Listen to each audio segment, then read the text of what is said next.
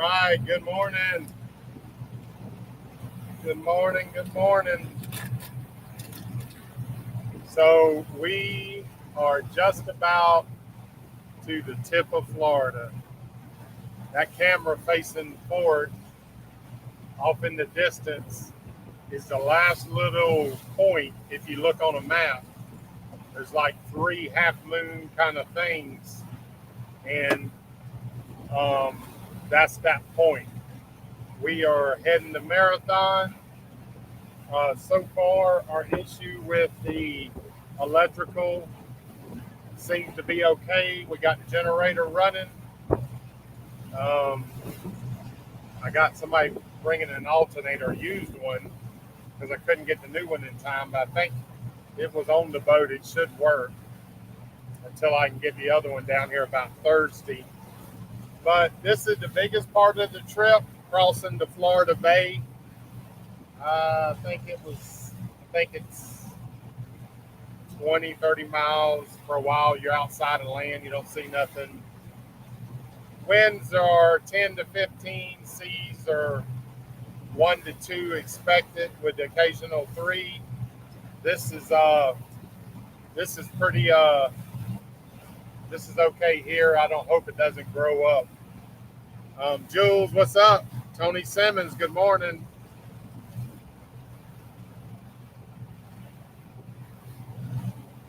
How's the sound? Oh, good. Thank you, Jules. So I'll show y'all at another time what the setup is. But right now, I got the laptop right here, and the second camera is just above it on the tablet, showing you a front view because you can see the rear view. So what we can confirm, we've heard stories that the Mosquitoes will haul you off in the Little Shark River, and we can confirm that is true. It's hard to believe. It's probably more than you have ever seen anywhere, certainly for me. When I had them, they got in the boat. I'm not sure. There's one little area but they found their way in the boat. So thank God we had AC, and there was probably, I don't know, quite a bit in the boat. It took them a little while to find a way, and it's like one must have went and told the others how to get in, and they came in and they were fighting, and I was swatting from I know they woke me up about 3 o'clock. Right on. I pretty much I drift off for a minute, then one would bite me. Did you see? We got dolphins right there on the right. See if they'll come up. You can see it.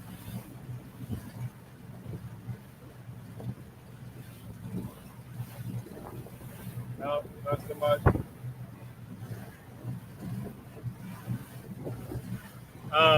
But yeah, they're definitely Shark River. Little Shark River, if you look on the map, is almost at the tip, down there at the bottom. At Cape Sable. And it's bad. Oh, and what they didn't tell us about was the deer flies, or some people call them cow flies, but they're the biting kind. And last night, they came out, I don't know what, probably 7 o'clock, 8 o'clock. And we were fishing, and we started to move, and they were pretty bad. They weren't mosquito level, but they're pretty bad. And then we got on some fish, and they pretty much run us away from there. What'd you catch? Pompano jacks. And we got in to a school, and they were tarpon schooling. I got it on video. They were jumping back and forth. I'll show you it all on video, but he got hooked up. Brandon got hooked up on a tarpon. He jumped and shook it out. Probably, I don't know, 2-3 footer or something like that. That was fun. We chased them for 30 minutes, but the flies were running us. But anyways, that was fun. We got that done. Let me see if I can read might be able to read the comments on my phone better. Now the phone makes it I can't put my shades on because I can't see the screen.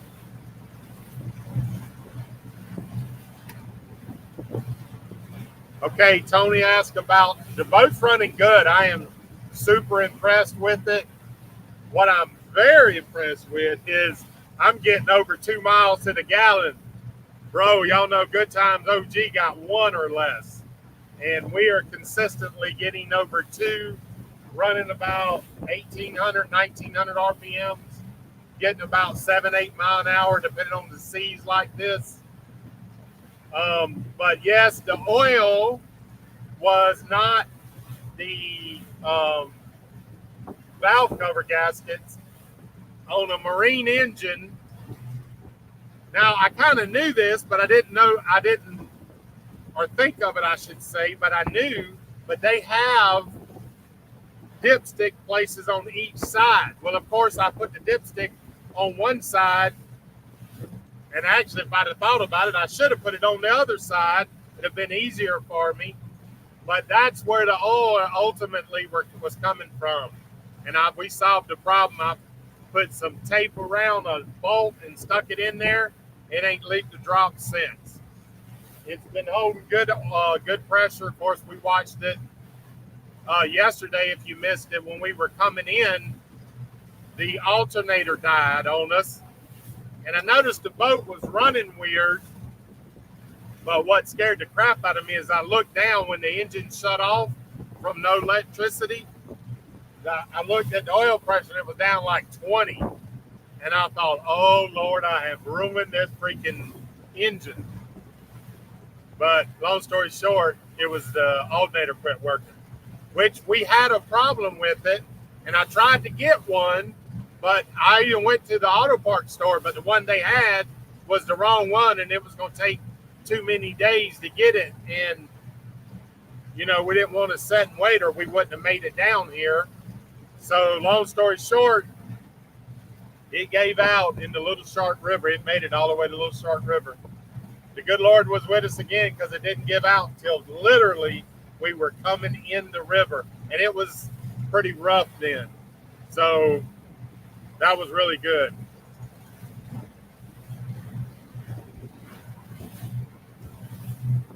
What's up, Gary Williams, our latest Mug Club. Welcome aboard.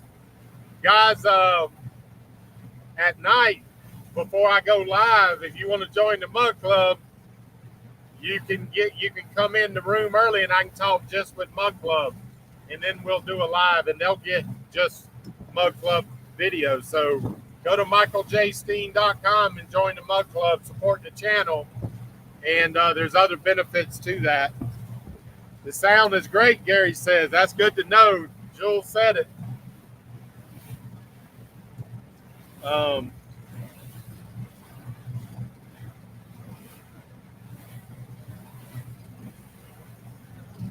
Says you need a ocean calamine.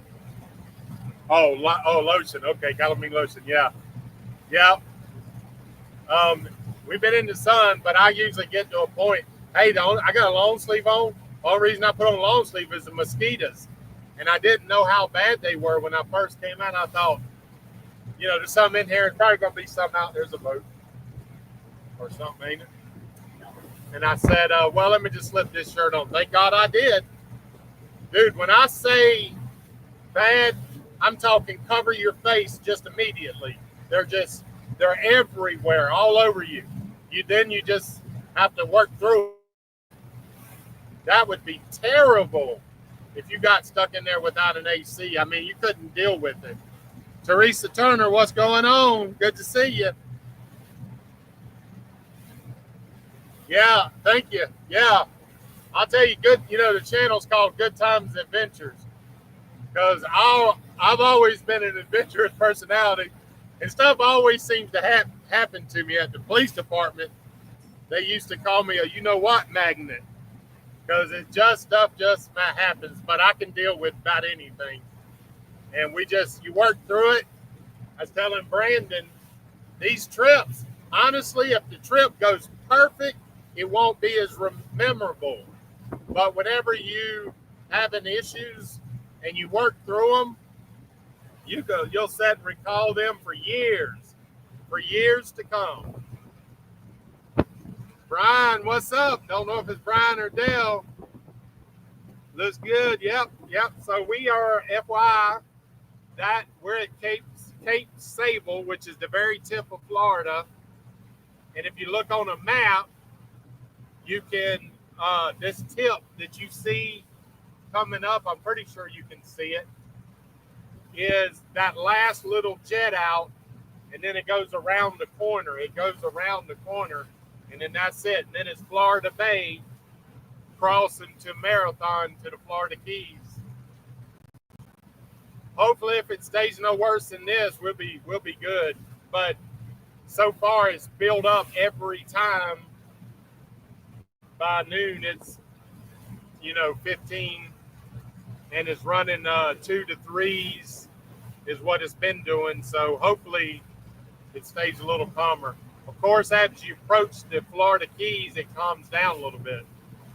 But I'm looking for those that have never done this, probably most of you haven't, but there's going to be a point out here about halfway where if you look in the water now, you can only see, 2-foot visibility. When we get out here and we start crossing into the Florida Keys water, from those of you that have been to the Florida Keys, you look down and see the bottom, and boy, that's a great feeling.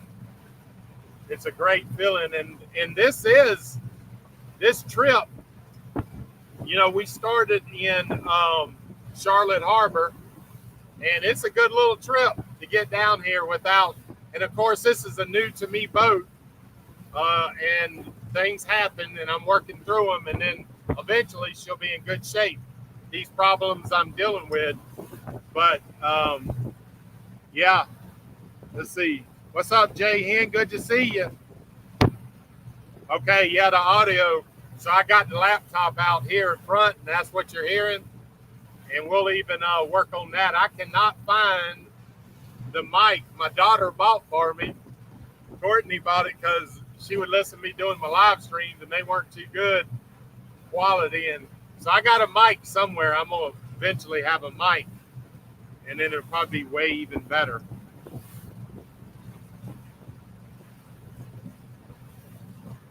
Let's see. Lebo, okay. Brian, what's up, man? Good to see you on here. Chuck, good morning, sir. You know what we usually say is y'all do a shout out where you're from right quick. Type in your area so people can see. I know we got Michigan and somewhere way out west. Brian, I can't think. Not Brian. Somebody, I can't think now what state it was. Listen, Teresa. There ain't nothing can stop these mosquitoes. I should have had the camera on because it's hard to explain that one. I have a picture of it. Do you? You will be shocked at how many mosquitoes there were. Okay, that's just, let's see if you can see this.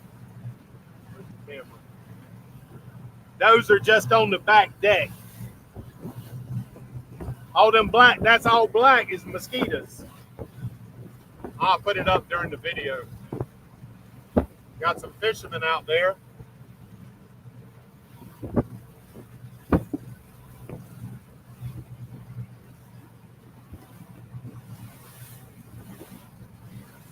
Tim Thompson, what's up? South Carolina, South Kakalaki, Lake Erie, yep. Lake Wells, we know it well. Massachusetts. Put that ribbon on? Huh? Yeah, for sure. We're going to get the trolling going. This boat over here is setting out. They're catching too. I don't know what they'd be catching. The bottom's just pretty flat right here. I'm not sure what they'd be catching. But we got a ribbon we're going to put out. Hey, and then if that don't, we'll run that one for a while and then the spoon. Yeah, so last night we got into some tarpon. They were rolling out of that channel.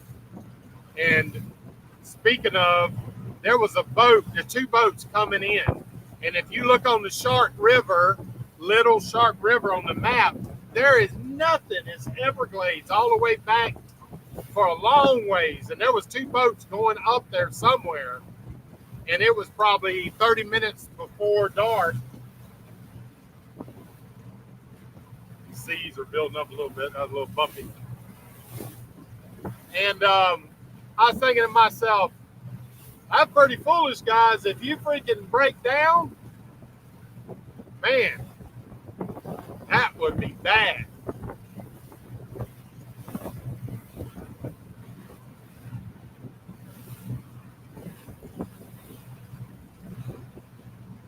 Okay, so we're live now, Jules. I had sent y'all the link, but no one came in at that time. So then I went live.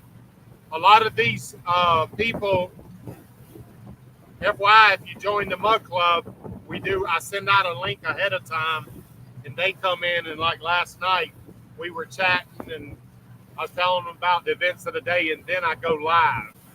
So if you want a little more one-on-one access, go to michaeljsteen.com and join the Mug Club and support the channel. I'm working for gas money. Tommy, what's up?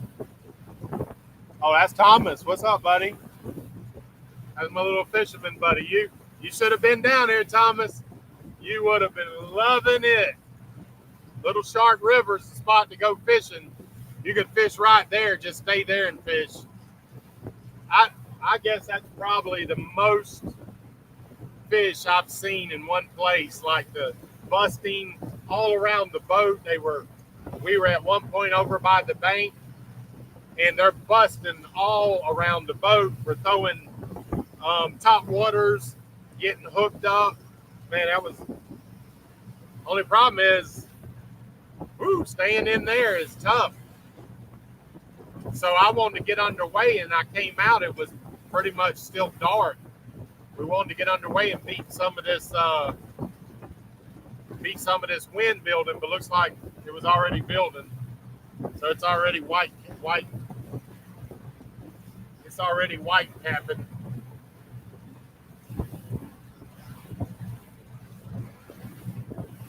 Diet Coke this morning. That's my coffee. Y'all drink coffee. I drink Diet Coke.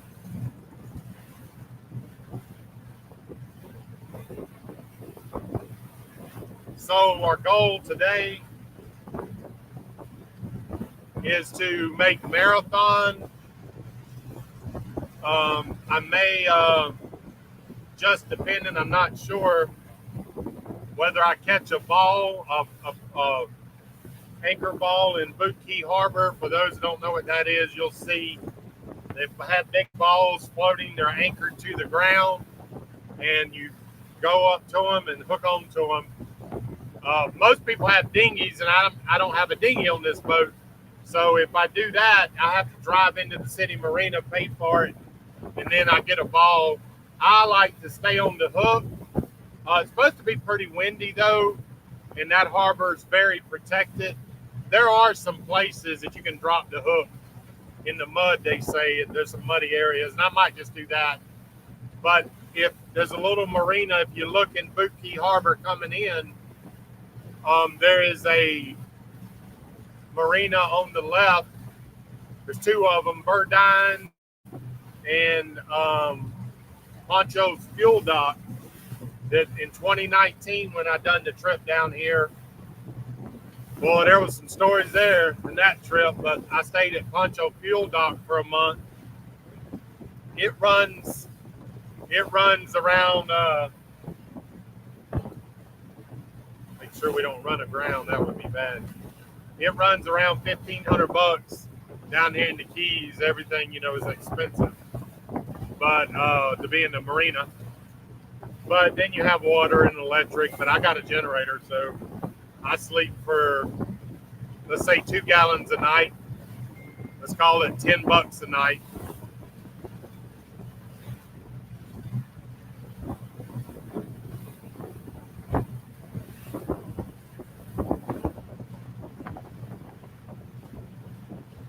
Yeah, Bo, your mom said you had that baseball tournament. You got to go to that, bruh. Can't miss that.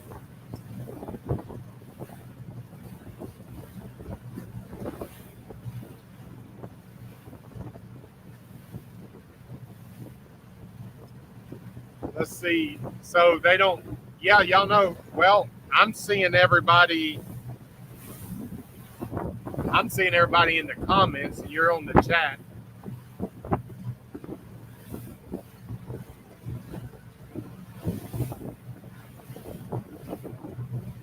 Only problem I got here is it's hard to see.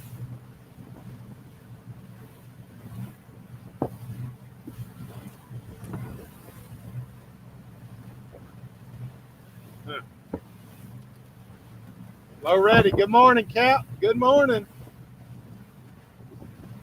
I am doing the dash for sure.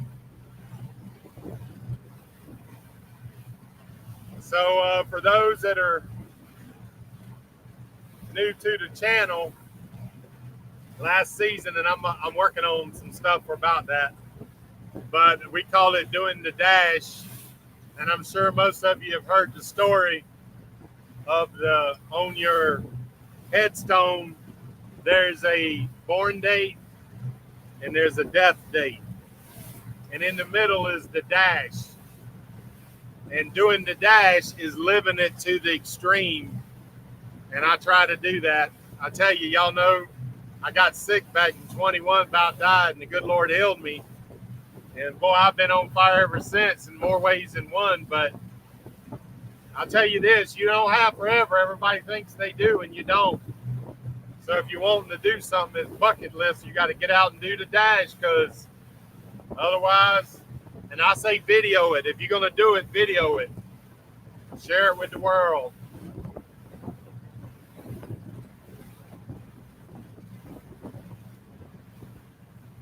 All right, so that island, the tip of that island is pretty much, it kind of goes around. It makes that loop I said. So, but I'm getting ready to turn more into the waves, which is beautiful the way the waves are coming, because there's a marker out there I got to make. So here's what's crazy, and this will surprise most of you.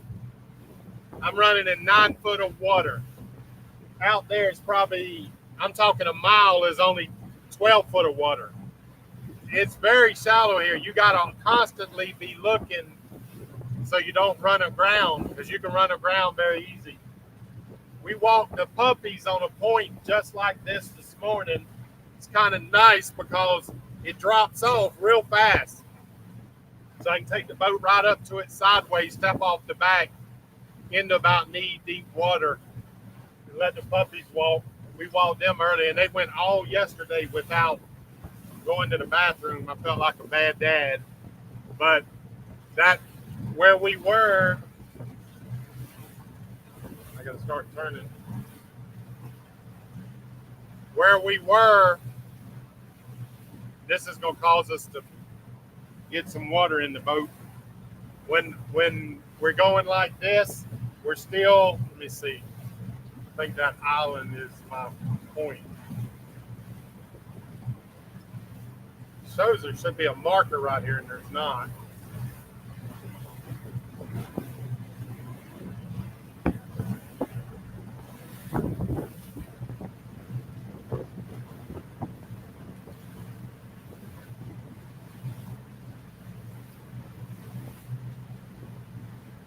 So it looks like I ought to keep that island about, actually right on my bow. I don't know if y'all can see that island out there.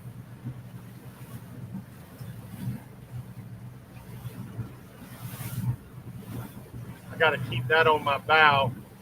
And that runs, it's crazy. Right out there, it's super shallow off the channel. And after that one, so they got markers that run right along that island to keep you in the channel.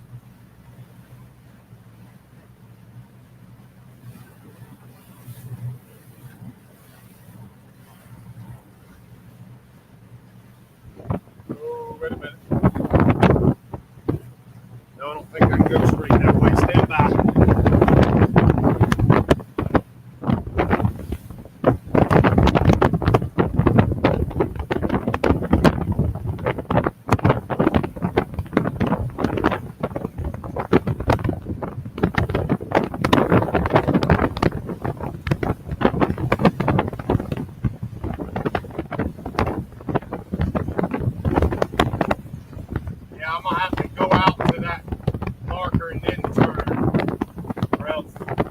shoal out there.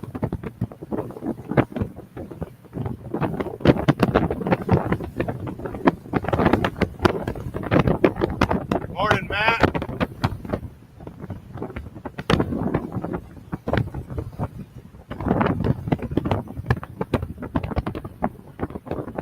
All right, Teresa, take it easy. Elena, oh no. Good morning from Tennessee. Can't quite see the name. Earl, I would think. Can you read that name? One from Tennessee.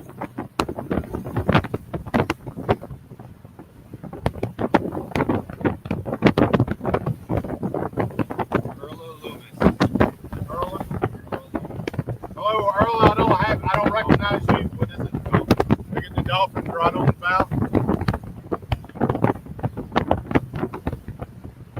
I don't recognize the name.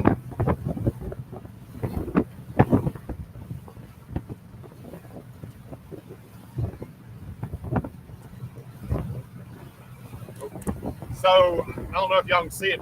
There's more dolphin right there. Dolphin all over the place this morning.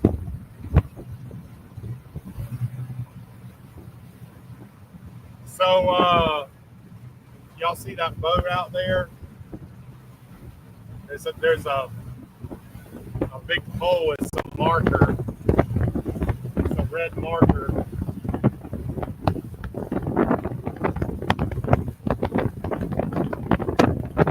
God dang it, he bites me. So I'm gonna be suffering here in a couple 3 days. I'm allergic to these daggone horseflies. Everybody else, you usually get a bite, usually swells a little bit. I do all that, but then mine, about a day or two later, it comes up and it makes a pus bucket for about 3 days. I quit hunting in Central Florida because of that. It was I would tell my buddy, I'd say, man, it ain't worth going hunting if he bit like that. I started hunting North Florida.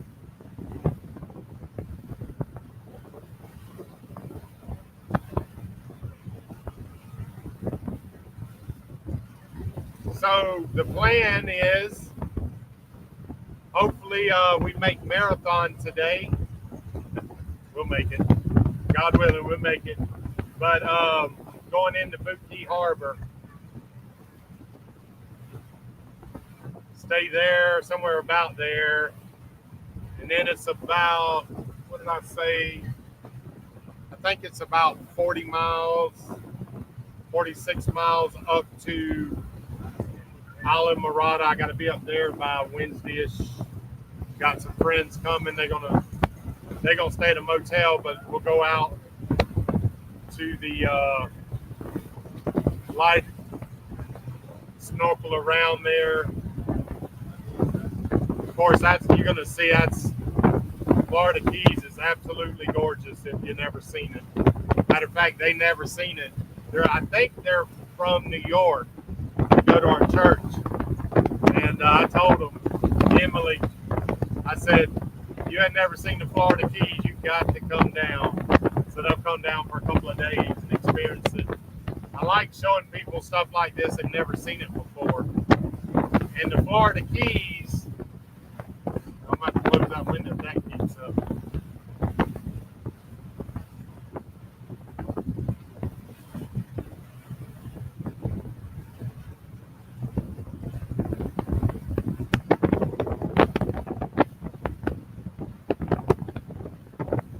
Florida Keys is best seen by boat. You don't see the good part of Florida by car. It's not a place to drive. I mean, you can see some stuff, the restaurants, all that, but the water is what it's known for. That's where you need a boat.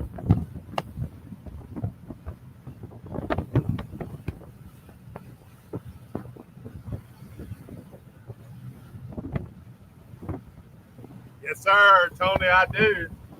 So Tony's been a long time follower of the channel, and I think get my years right. Might have been about 2018. I went and took the boat down to the Keys and had some friends ride down. Stayed down there for a month. I think that time, stayed in Isla Morada at the postcard inn for a month. Anyhow, I came back up and I took the boat to Fort Pierce and I stayed there for a year. Yeah, 2018, because then I came back in 2019. I think I'm getting a little spray and I can't have it on my computer. Y'all stand by.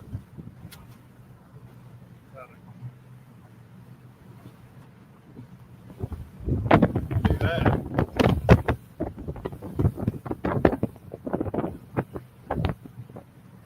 Just a minute, I'll be able to turn into it. It won't be a problem. So I took the boat to Fort Pierce, left it in a marina, drove back and forth, loved it, had a great time. And then a friend of mine then rode, and I needed to bring it back across the state. So if you look on the map, the fastest way is to come across through Lake Okeechobee. Katie Bean, what's happening? We underway. So we came in crossing Lake Okeechobee. And we get over to the other side. We had a good crossing. Lake O's the same way like this. You get out in the middle, you can't see nothing. We get to the other side, and there are channel markers like these.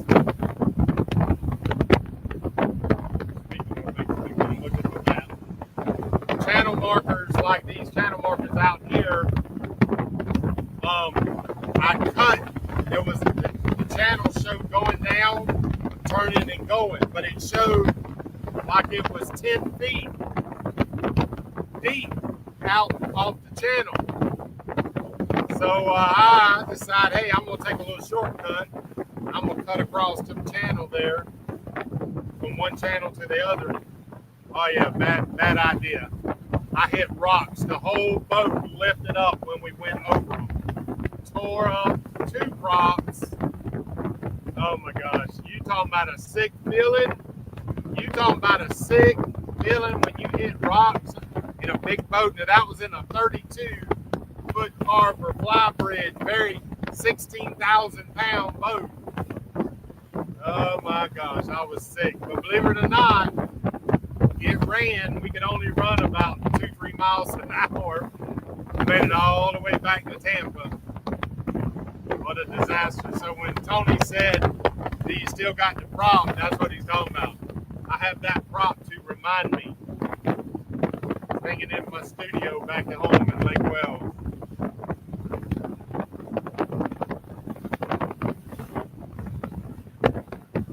I'll develop to turn back into these waves.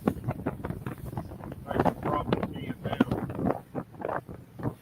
When you're quartering the waves, hit the wave, the wind blows it back in your face. If you're running straight into it, it cast off to the side like it's supposed to.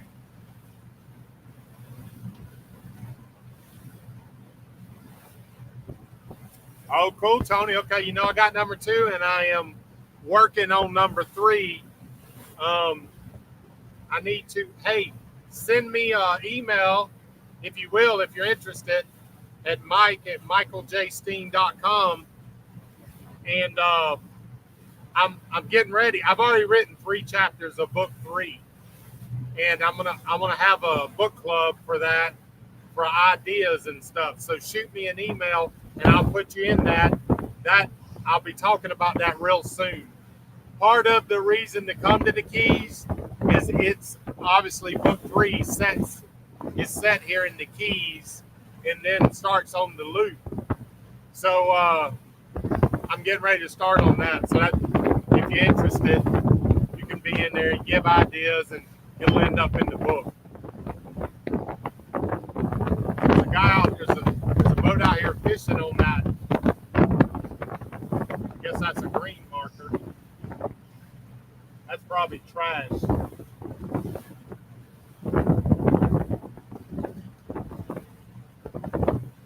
But if it didn't, you still gonna have to pull it in. We got a ribbon bait out right now.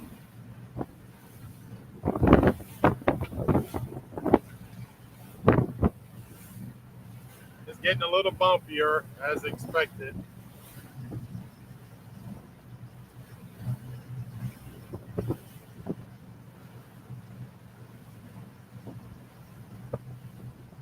Probably some real good fishing around that marker over there. This far out, probably some real good fishing.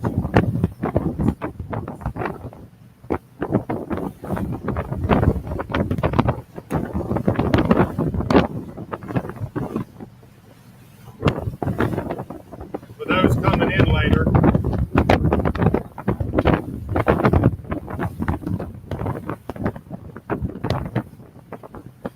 okay, Arlette, do the same thing. Send me an email if you want to be in that book club, and we'll talk. I'm going to do a Facebook group, a closed group just for that, and then we'll be able to chat inside the group. Mike at michaeljsteen.com. I would type it, but it's kind of hard to type and drive. So the next thing is y'all will see, because I do, though I have Brandon's on this leg of the trip, usually when I'm doing the Great Loop, I'm by myself. So I got to get auto steering. It's too much to stay at the helm. Of course, I don't drive, but I move. Like, this is a long trip. For what I normally do, I like to move. I don't know. It just depends on, where I'm at. But just 2 hours, or definitely no more than noon, and my day is done. I want to get somewhere, drop the hook, write the book, do videos, get caught up. But yeah, I don't like to. I don't want to work too hard.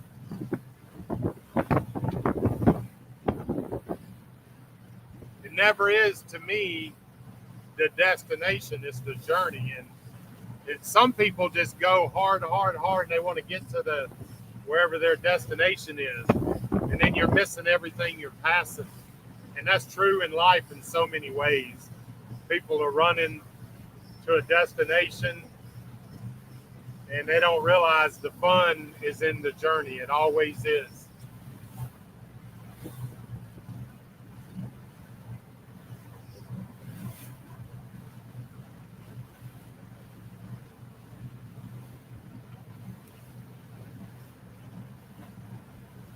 I was going to build any worse than this. I'll be good, but I think it's going to. I got the puppies below my feet. They down here sleeping. They doing what they do best. Ariel, she's a mermaid hunter. She's supposed to be up here looking for me a mermaid, but she ain't doing her job. And Zeta, she warns me of sirens. If you don't know what a siren is, everybody knows what a mermaid is, but a siren is like a mermaid, but it sings beautiful songs and beckons you to the rocks, so you'll crash on the rocks and you'll be there. So they ain't doing their job. They just down there sleeping. I think though, these rougher times, I think they don't feel real good. They do okay. They're not throwing up or anything like that, but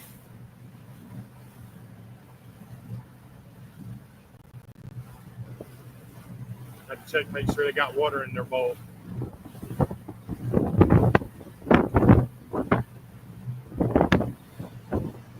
I don't know if y'all can see. I think you can see that island off in the way distant. First, you see a sign. That's a marker. We're now in the channel.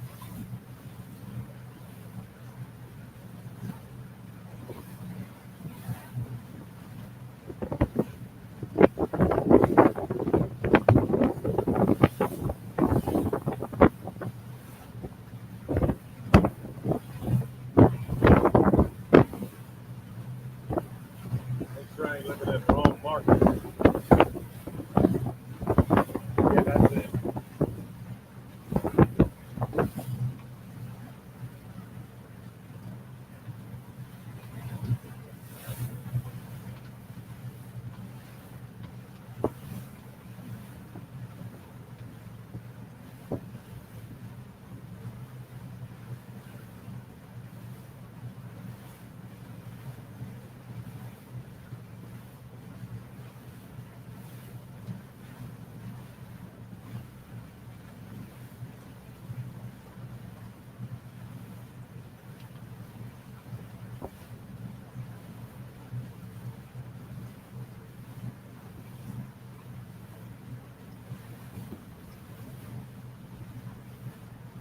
watching these depths because it can drop, it can come up real quick.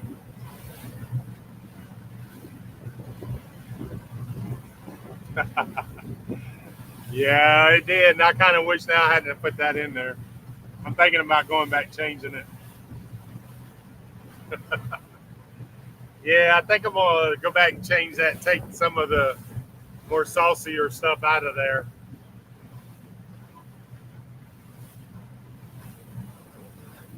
I put too much information. Should have left more to the imagination. But it's all part of the longer story. You'll see in book 3. It won't have quite that in there. I can't say yet what the name of the book is, but it's gonna be my best one for sure.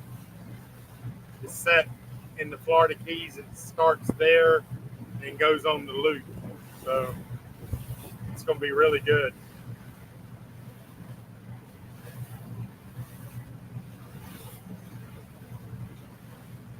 I've had book 2 put on audio, but it was an AI audio.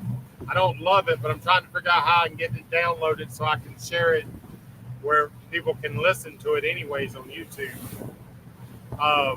If you want to listen to Fire Aboard for free, y'all haven't ever read it or listened, although it is on Audible, but I have it for free on my channel.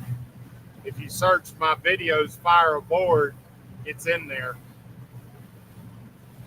I had for a while, I had a bunch of truckers were listening to it. They said they'd be on these long trips and they'd get it on and listen to it. I'm waiting what I'm waiting for, and it's really close. I'm waiting for AI to basically make little mini movies from my books. It's not quite there yet. I mean, it does it. You've seen some good AI stuff, but it still ain't quite there for the stuff I would use.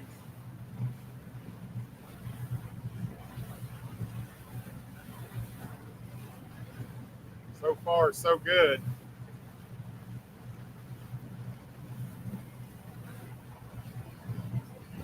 I'm going to.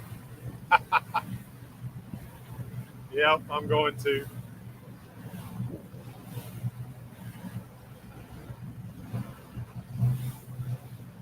Oh, that's where you was, Gary, in Oklahoma. I thought you were out there somewhere.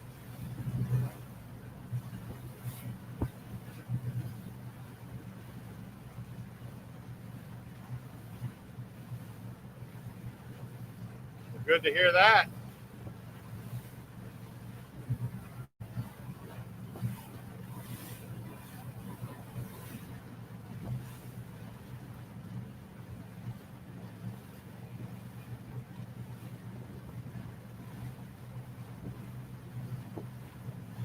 All right, so what I normally do, guys, for those that are new, is I'll live stream the trip wherever I'm going through the day, and then I take it off.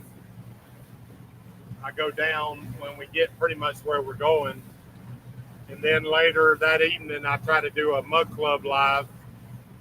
So again, the commercial, join the Mug Club. I do them where they're actually on the screen and you can actually talk, not just read. But a lot of people tell me because these trips take hours, so they'll have it in the background. They'll be doing whatever they're doing through the day. They'll have it on their cell phone and they'll be listening in case something happens, because they've learned stuff happens, and then stop, pick it up, and see what's going on. But hopefully nothing happens here on this crossing. Hopefully it's just straight across with no problem.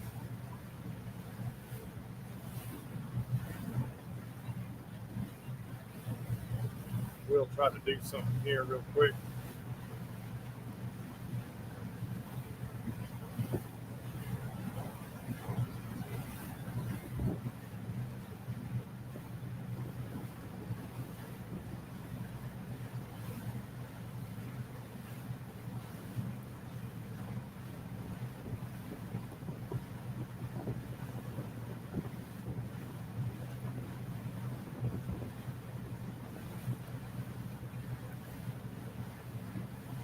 So, kind of give you an idea.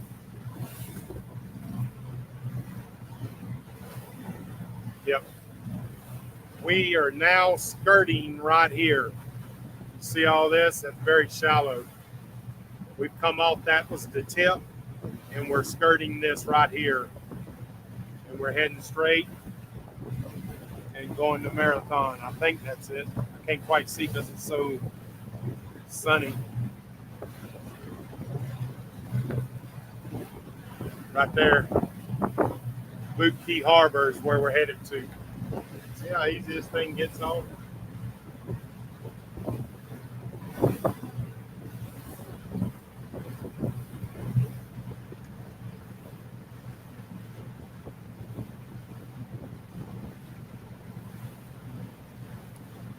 I wish they had a path cut through here, but most people want to go to Marathon.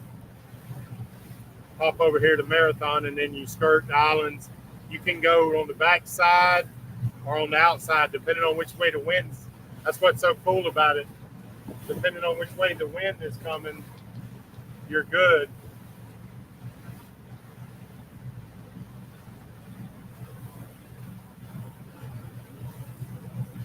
A lot of seagrass out. I guess this wind is pulling it up or moving it around, I should say.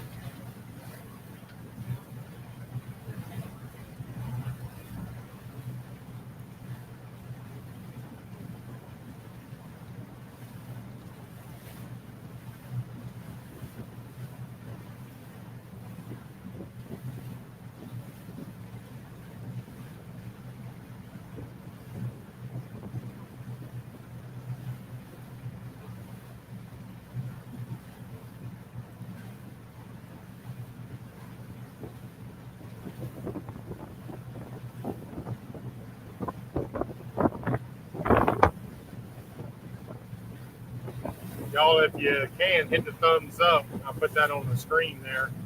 It always helps on these live streams.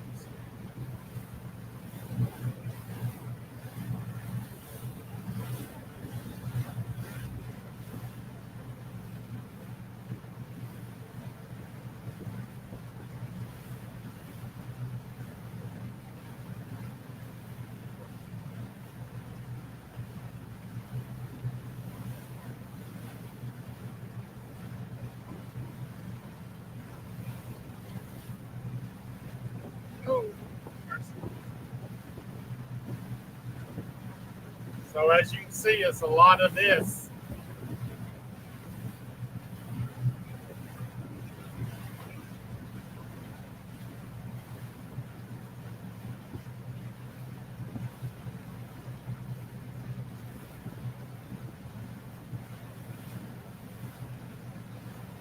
Well, bring it on down. Come on down to Marathon. Yeah, I think you fly right into Marathon. See if y'all can get some cheap tickets. Come on down. I'll be between Marathon and Islamorada for the next week. And then, if y'all really, really want to live on the edge, you come on and ride on back up to Port St. Lucie. Then fly out of there, fly back.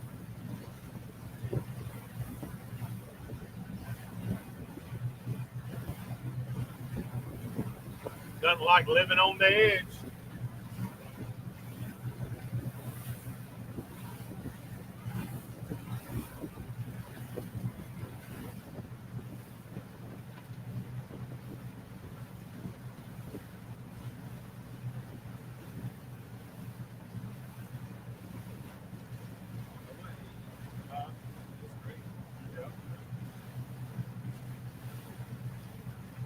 Got that.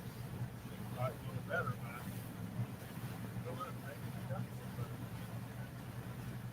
You were watching that.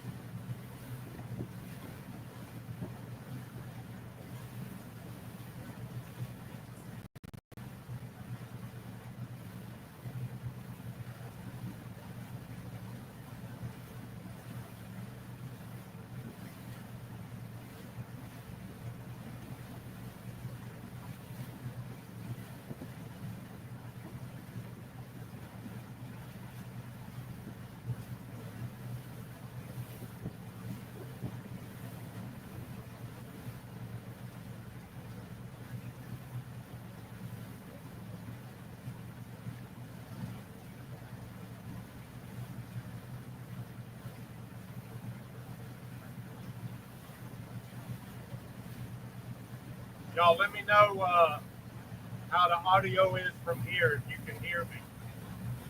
Don't have to be all up in your grill.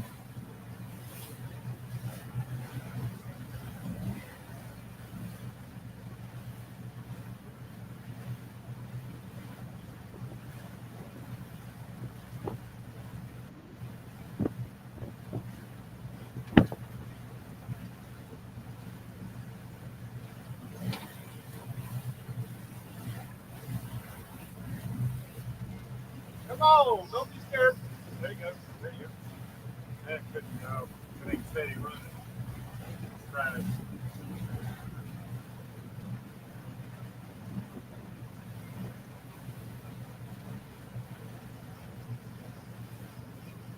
Ain't gonna be no mosquitoes on the east side, but I get it. Some got a lot of grass out here we're picking up.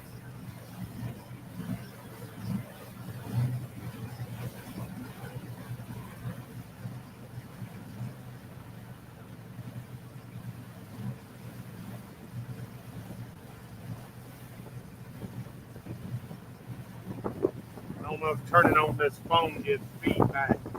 Is it feedbacking right now? Am I getting any feedback? I got the phone turned down. It should.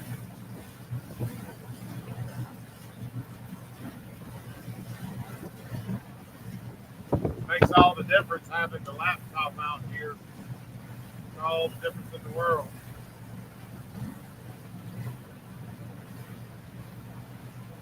All right, so I'll tell y'all a story about a crossing that we had. I've done it several times, so I don't remember what year it was. It's either 2018 or 2019. A couple stories. First, I'll tell you about the. We were back here offshore and doing some nighttime navigation, and we were going to make it down to the tip and then drop anchor for the night. That way we'd be ready to jump off in the morning and go. And by the way, the Carver was some good times. OG was so much bigger, like it could take way better than this boat does. But I do like this boat for traveling. I want to. Good times 2.0 is good. So anyways, we're traveling, and we got the light shining out front. We're jumping, missing crab pots. Usually, there's crab pots everywhere out here. So we're riding along. It's dark. We got the lights. Everything down is low except for that light. We're watching, and something didn't feel right with the boat. Like it felt sluggish. And I always listen to my intuition and my captain intuition. So I told him, I said, I think Ajax took over. I said, go drive for a minute. Let's go down and check something. So I go down there, I go below, and I open the hatch, and the water is halfway up over the engines. The whole engine compartment is covered, and the water is almost halfway up. Another couple inches, and it would have been like into the spark plugs and all. And it is dark, and we are miles offshore. And I'm like, holy moly! And I threw it in the neutral, and I had a downstairs helm and upstairs. I threw it in the neutral, and I just waited because I knew the pumps were working, and I knew that. I think I even looked out to verify it. But I didn't say nothing for a minute because Ajax and Brian was up top. And I said, they're like, what's up? I was like, I got to do something. Hang on. I didn't want them to see that. They wouldn't have freaked out. They've been around boating a long time. But the pumps eventually took over and sucked it all out. That's why you've got to have good working pumps. And long story short, the starboard engine, and the reason I'm telling this story is going to lead to the next story. The starboard engine had the raw water pump is down near the bottom on the front of the engine. And this is, I think that now happened to me 2 times where the plastic, I don't know if it gets hot, but it's split. And that is, so as it's sucking in seawater, it's pumping it into the boat. But when you kill the engine, it stops. All right, so it took it down. So that meant no problem. We just have to run on the next engine, the other engine, the port engine. So we make it to the tip where we want to go. We calculate for fuel, and we're 90% sure that we got enough fuel to make it marathon. But up, if you look on the map, if you go east 10 miles, there's a place called Flamingo, and they have fuel there. So we were calculating back and forth about whether we should go to 10 miles up, 10 miles back. That's 20 miles burning at $4 or $5 a gallon. You see how much that is. So anyway, long story short, I won't call nobody out, but 2 of us outvoted the 3rd one, and we decided to cross the next morning. So we get underway, 1 engine. Now, a twin engine boat does not drive real well with 1 engine. It's wanting to turn it the whole time. It drives great with twins, better than in a single, but it doesn't want to drive good with 1. But we had a beautiful crossing. I guess it was like this, real nice. We get all the way to Marathon and 7 Mile Bridge. If you look on the map, at the end of Marathon starts 7 Mile Bridge. And I'm getting nervous about the gas. And I'm like, man, I'm going to head straight for that first archway and go under and then into the key harbor. Well, when I learned this lesson, I hope y'all learn it. If you have an island and a long bridge and the tide goes in and out, if the tide is moving hard, do not go to the first archway. The tide will be moving so hard through there. If you're on plane, you'll bust right through it. You won't even feel it. But if you're not on plane, it'll do to you what it did to us. Now, if I had twin engines, both running it, we wouldn't have done it. But when we went under that freaking bridge, the tide grabbed me, and the boat started doing 360s. And all I could do was go to forward and reverse to keep it off those big pylons. So when I go under the bridge, you're going to see what I'm talking about when I get over to Marathon. Good gracious. You talking about, that's another one, boy. That was scary. I've never been so happy to get tied up to a dock that day after that happened and making it into Boot Key Harbor under 1 engine because the tide was moving so hard. Woo! Another one of them days. And then we had a wonderful time. I fixed it. There's a West Marine right up the street. I got a new part, fixed it, no problem.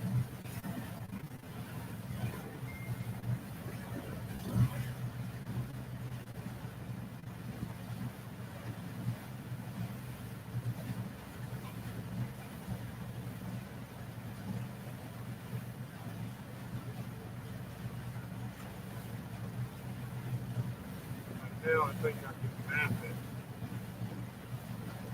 See exactly where we're going to be there.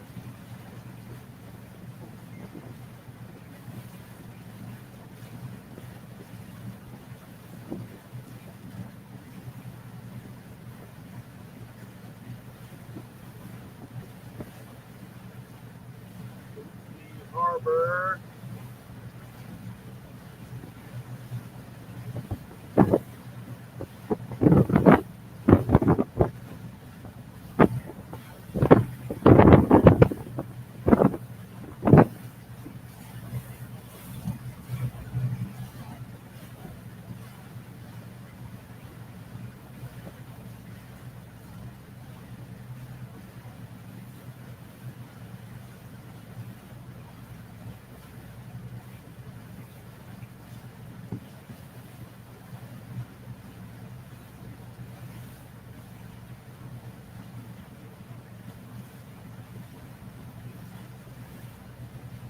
try something else here and see if I can show you my navigation screen.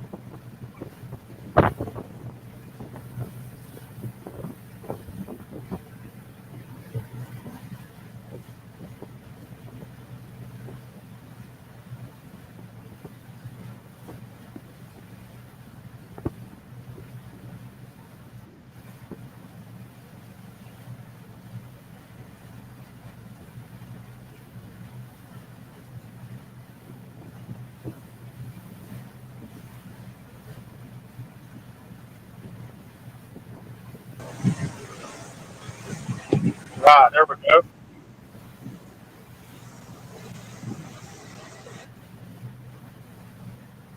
There we go. Yep, it's not thank you.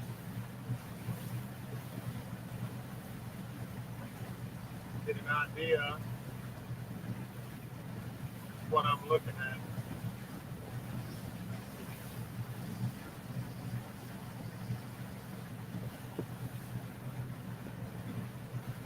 You'll hear that sound back there. See this mark. I gotta turn. I think I have to stand by.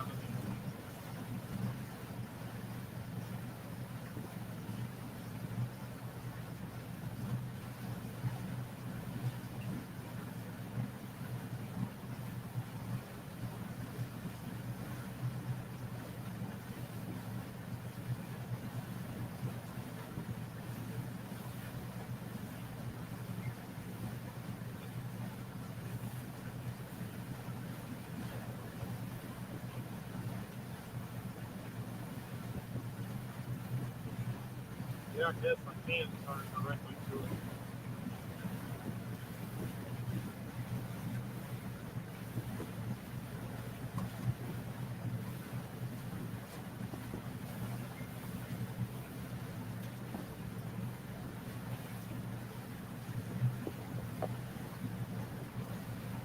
All right, I'm gonna have to see. I need a mount to hold my camera where y'all can see that. I gotta see if I can connect that with it. That would be really cool if I could do that. So it says, go to this one. See up top is 24.7 miles crossing the bay.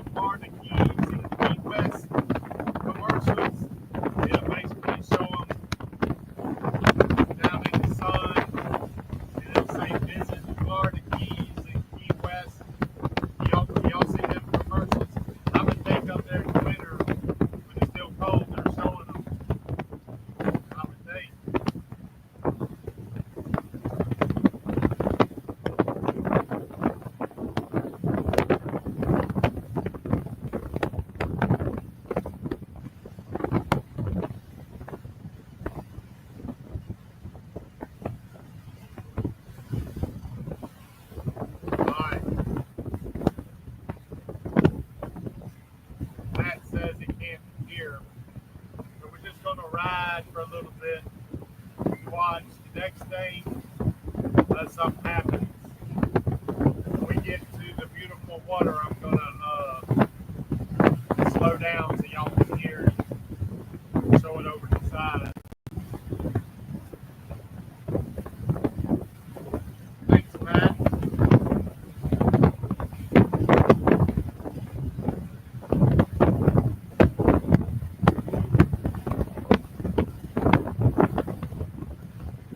Why did that?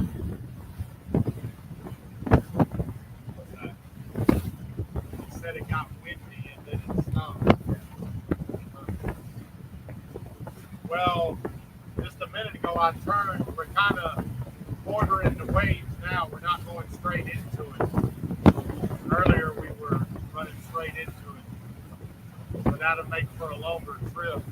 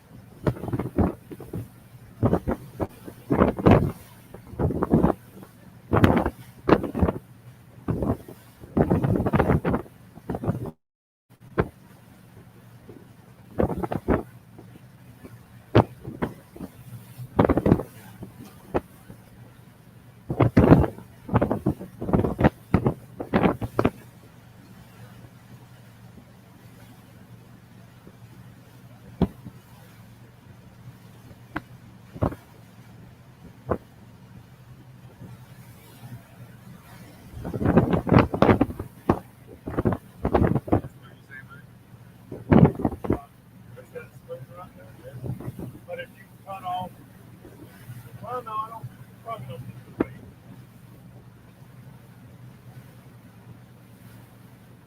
Maybe the weight affects the trap. Yeah. And,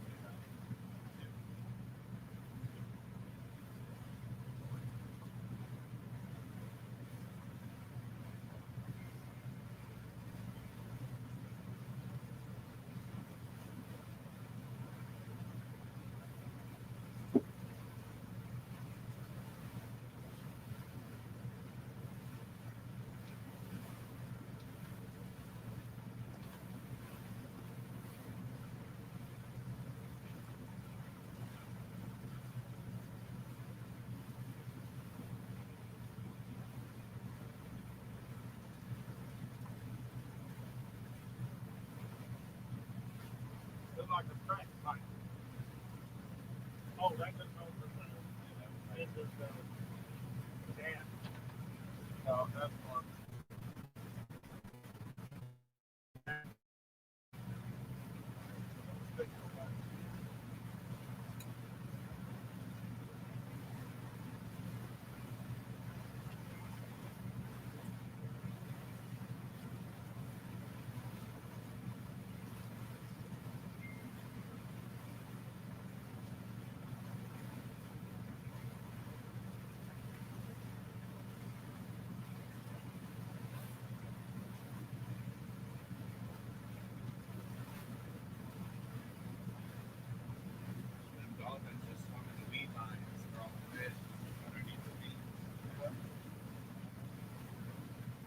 That's fun.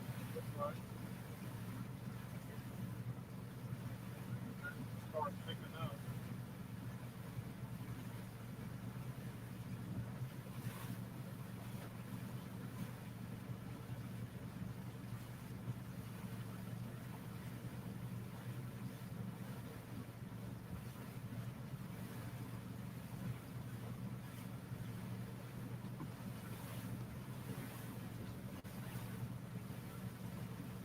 Can you see land behind us? I know that island. I don't see it. No. Yeah, we're outside of land now. There's a island over there, but other than that, stuff came out of nowhere.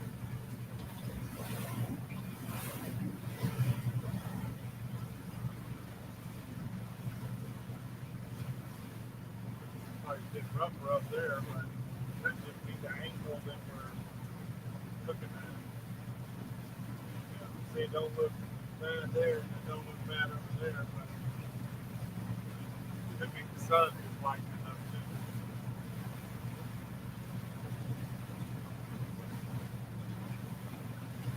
Where you want me to tell you what energy you got? What's that?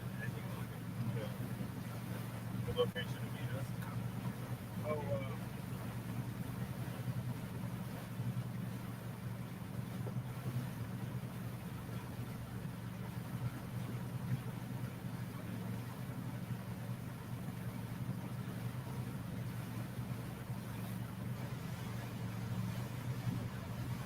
I suppose the best place would be to go to go on your map, go to Marathon,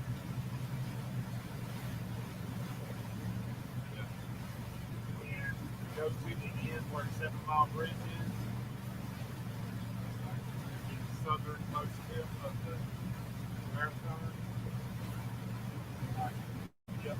Now, right here, somewhere about right there, open that up, look for boat ramp.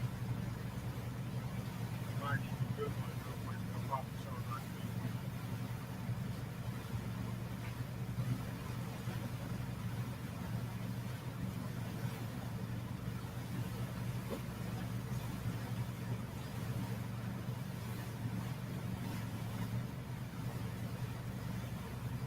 That's it. That's probably the best ones. That's the public parking. You know what I'm saying?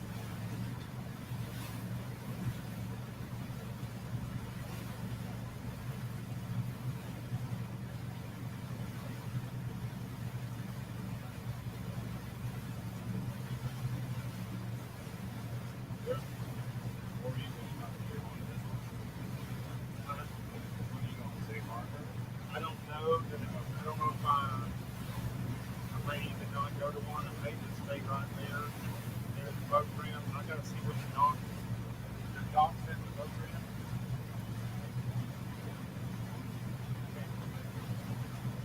I don't think there is.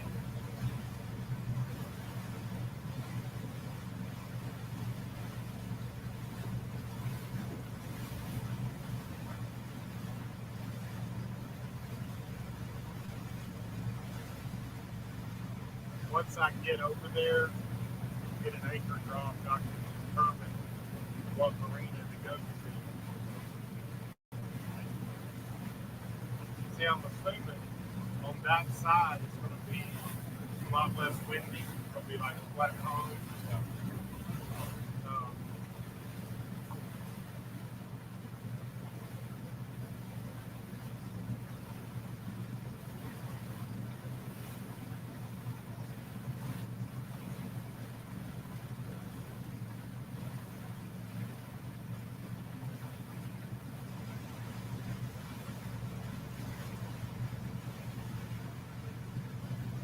you know what I need to get? I need to get a bug bomb.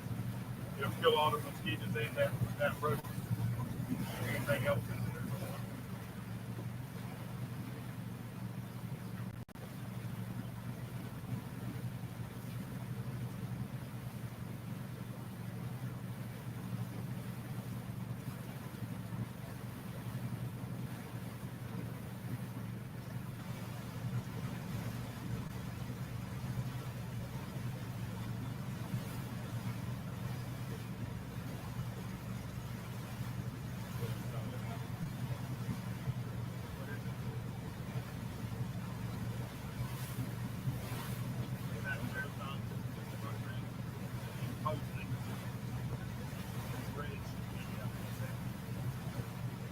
Right across the street from that is laundromat. I need to watch the clothes. There's a West Marine right there. But I may go to a marina. So what's the plan? What do y'all want to do?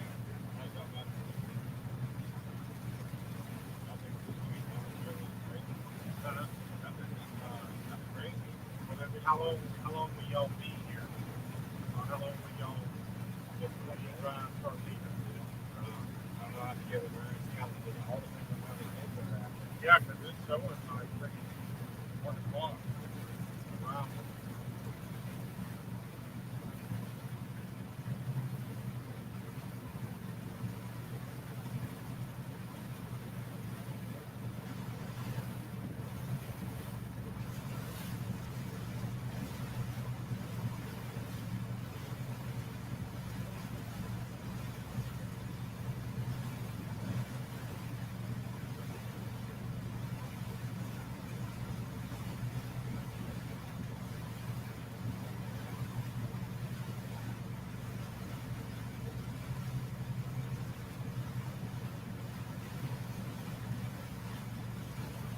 I mean, at the bare minimum, depends on how much time you have, we should go for a little boat ride around.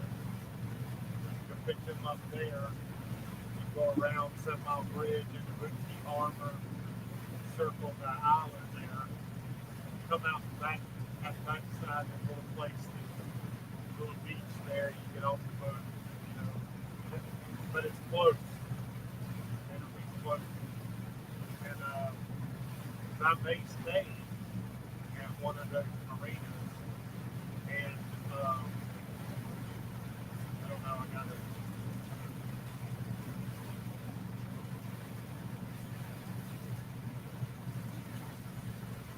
I gotta see how much.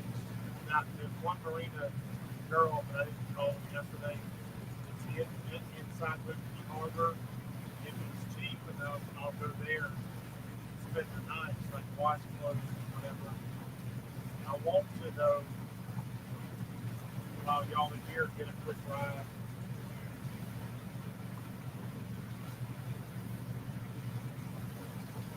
Or as long as I can get a 12-pack of Diet Cooks, get us a Circle K right up the street.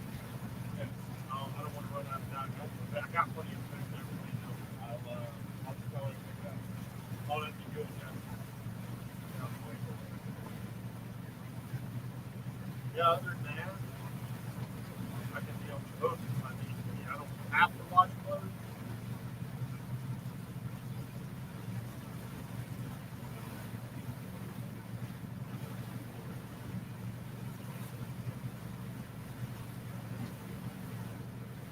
There's a place called Bird Eye right there in Bootsy Harbor. As far as they got a great hamburger. It's set in the second story, so you're up high looking over Bootsy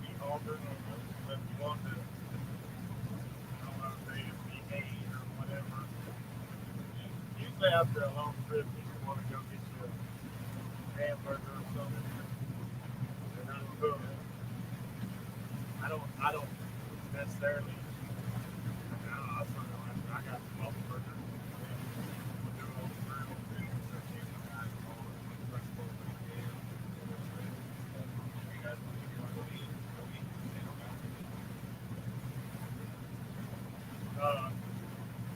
That would depend on if we go to Verdun, we can take the boat up to it. You know, they got the split. But we'll just go up for real. And you have finest holiday store. Oh yeah, I know Robin. Okay, good deal. I know exactly where to go.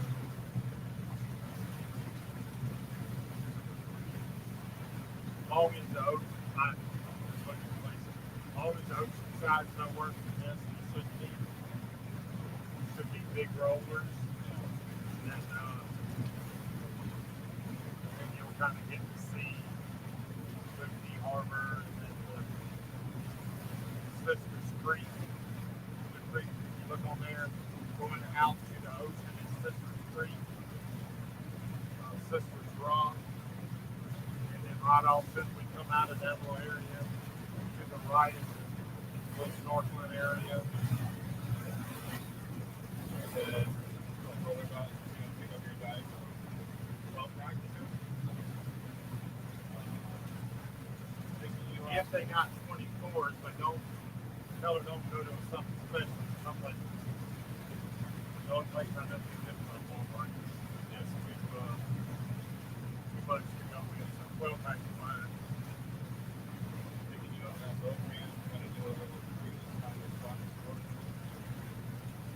We'll just hang out till y'all ready to go back. And if you're gonna stay in Right. West Palm, Probably not if you have the kids or the animals and our dogs in the house.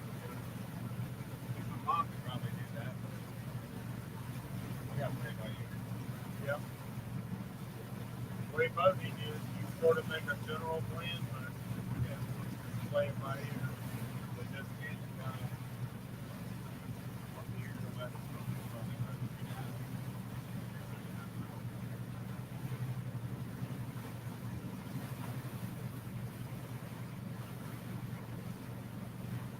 I'd be wanting to find me a room though with a pool, and then hang out in the pool till you go to bed and get a good night's rest. Get up early and be home.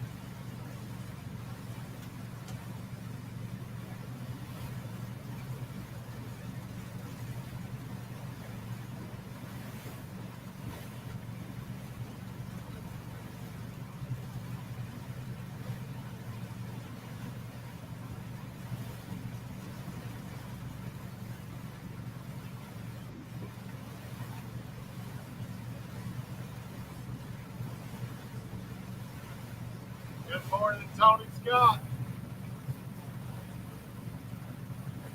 Yeah, Gary, it is. We just talking about that. Hopefully, if it stays this, will be has been a blessed crossing.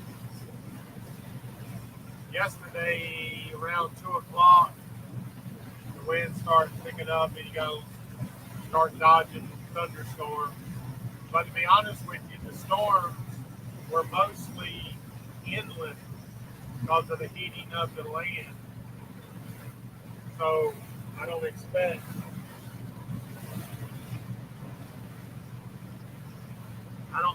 too many storms. There's a couple out there on the horizon. Heck, a nice cool rain shower would be welcome. put the windows down, let it clean these windows. But yeah, we left real early. Tony probably missed it.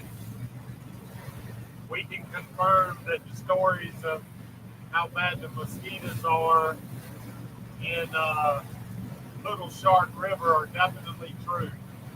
As far shore, by far, the worst mosquitoes I've ever seen. It was unbelievable.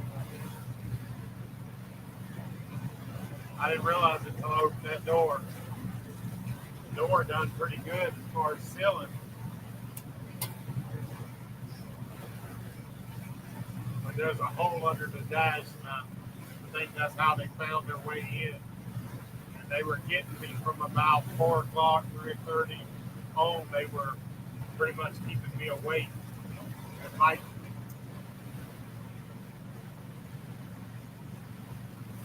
We only got about 19.7 miles to Marathon, Florida.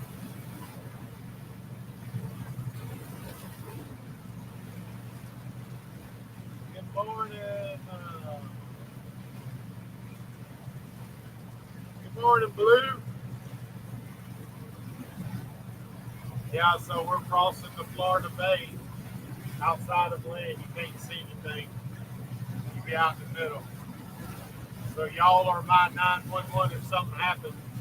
You don't have no cell service, no radio. Radio would be empty. If there was another boat, they could hear it.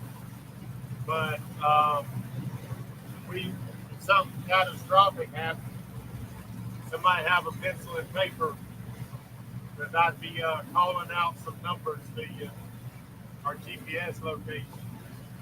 Y'all have to call United States Coast Guard Sector Miami or Key West, which I've had to do before. You're going to see the video coming real soon.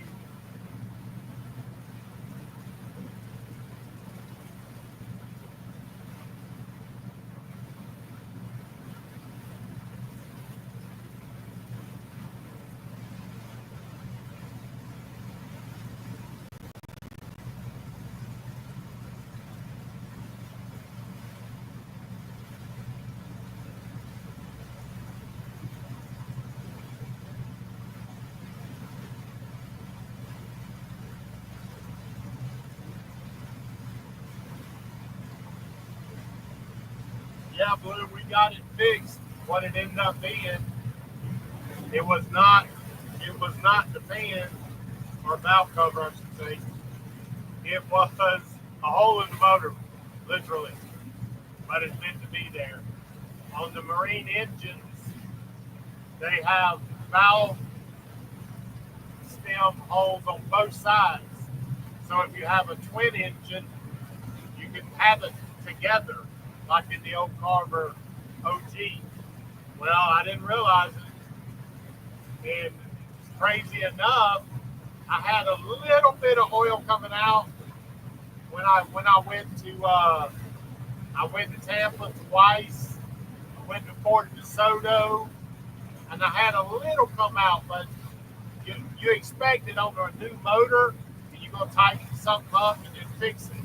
That's kind of expected. And when I changed the valve cover, and then we went, I can't remember where we were, we did something, and then I opened the compartment. It was just as bad. I'm like, holy moly! So then I got down there with the flashlight, doing a little boat yoga, getting down in there, and I found the hole. While it was running, Brandon was on the boat. While I couldn't do that by myself. And while it was running, I got down there and did the boat yoga, and I found it. I took a bolt, wrapped it with some electrical tape to make it thick and also hard to go in. Solved the problem. They probably make a plug for that. I'll do some research, but It's not had a drop since. Right now, last night, right now we're running with no alternator. It's not working. But of course, I got the Jenny running. As long as it stays running, we'll be good. It's running 12.4 to 12.5. No problems. Last night, coming into Little Shark River, it shut off right at the entrance. In fact, we ran into the sign. I was trying to deal with it, didn't realize it because I thought the anchor was holding. Next thing you know, we seen it, we bended it off, but it hit the top a little bit. Like Brandon said, didn't move the top at all. So this top, I custom built, and it ain't engineered by anybody. Like, all boat tops, anything like that it's all engineered, and they can guarantee it. So I was been very suspect of this top with all the weight, but I'm pretty sure this trip is because we were in 3 with the occasional 4 the other day, and it did good. And I didn't feel it moving at all. So hopefully that keeps up.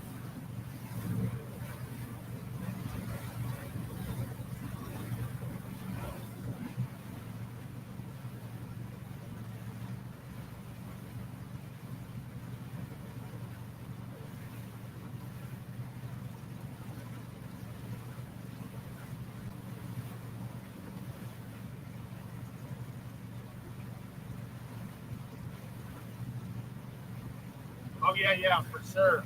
I've got that done. I can do that. Of course, that's what I would do. But I'd probably back it up with y'all giving you would hear the conversation because if something happened, we're only in 8 foot of water though. Depending on the current and whether it laid over or not, we should still be able to sit on the boat. 8 foot of water. That's about what you expect out here in the Florida Bay. It says 9, but tide's down a little bit.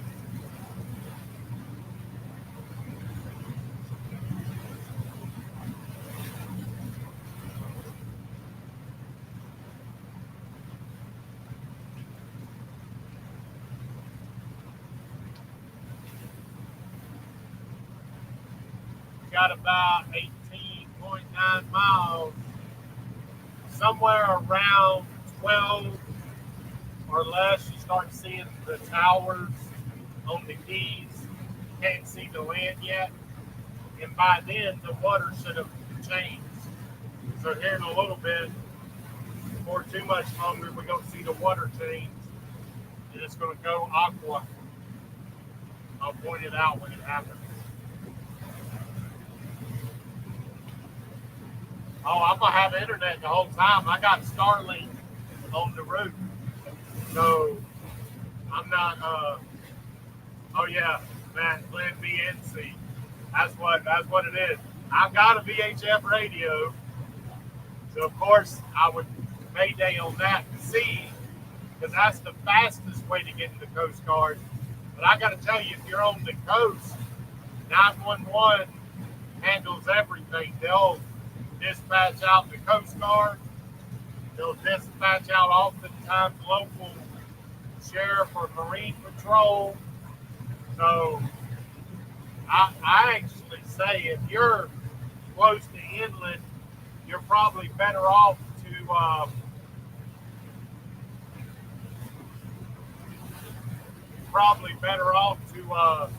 911. Girl, it's rougher down there. Puppies don't like it when it's rough like this. They haven't gotten sick, but they ain't their normal playful self. They're more sleeping right now. But I got the fan on down there, so I'm laying in front of the fan. So y'all know that didn't have to follow the first line. We had a water leak. We had water. I got a good video and picture of Brandon down there looking up in the water. He fell in water.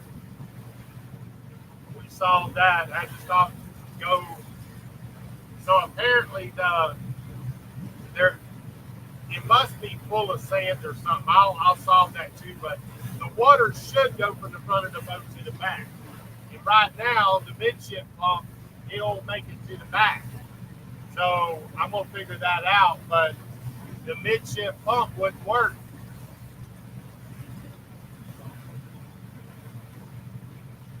Crap pots. We don't want to get caught by that. See, don't slip. That's what we're gonna be looking for. As the closer we get to the keys, the more they're gonna pick up. See it? Are they marked on that? No. See it right there? Yeah. Just got to see that. So now we're getting into crab pot territory. I gotta be more careful. That'll foul up the engine. That'll stop you for sure.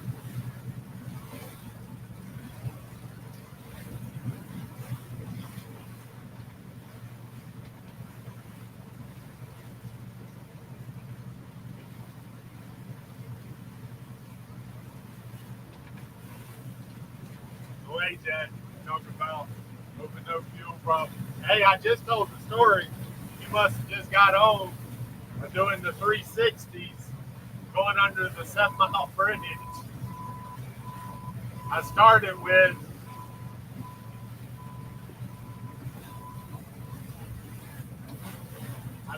with the story of taking on the water the night before and then losing that engine, starboard engine, and then going under the bridge with one port engine, doing 360s, going under it.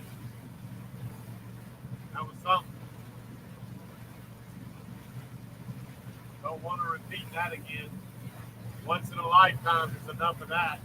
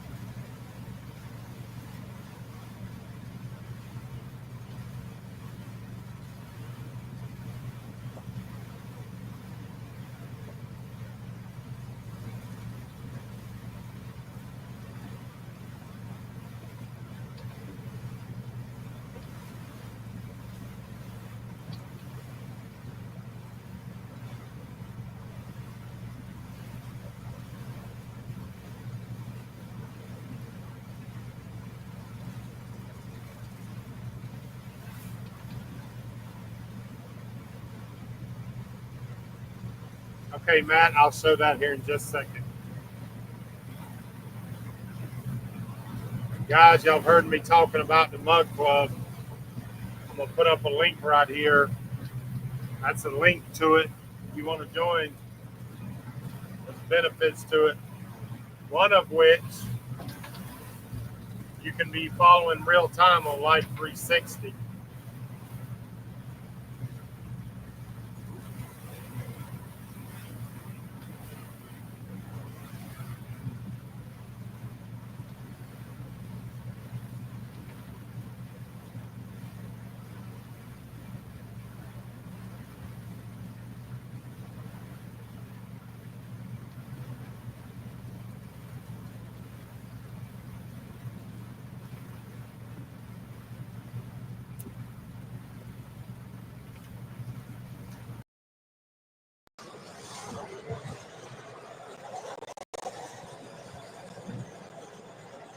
All right, that's what we're working with.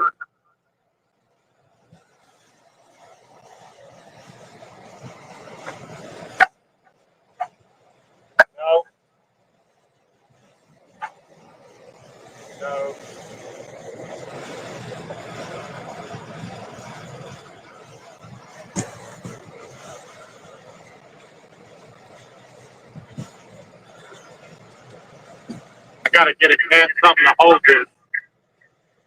I know it's too back right now.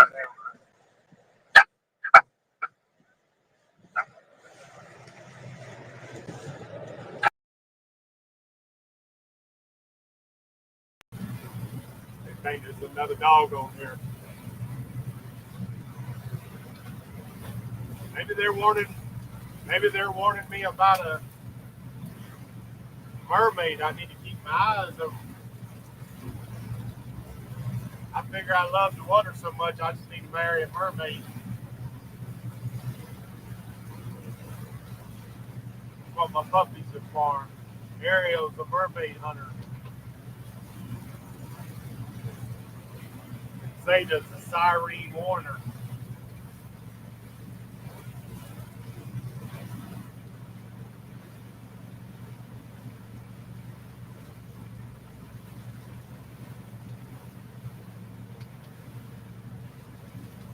Yeah, that's Zeta's job. Warned me, let me know.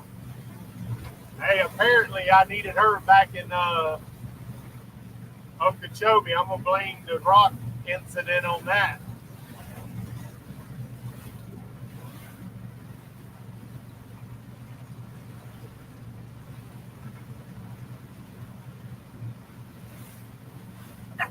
Oh yeah, hey Jack. He heard the story. He heard the story. That's not one I can share in public. I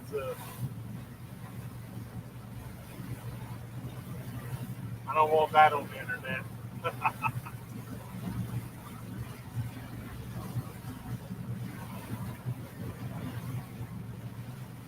17.7. We taking them off.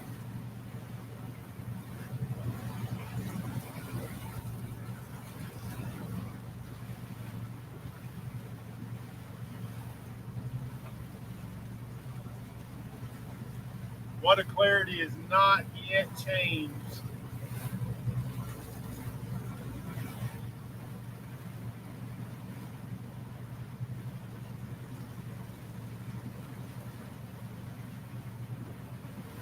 I tell you one thing I got to do is I got to get this seat up higher. I just can't see over my GPS. I got to get this thing up.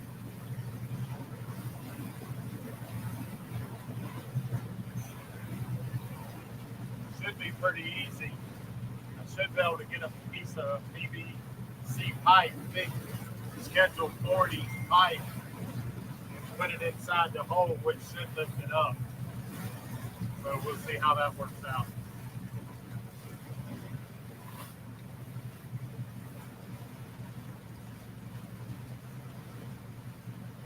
What's up, Stephen? Over in the UK, what time is it over there? I think y'all around halfway around the world, ain't you? Might be dark over there.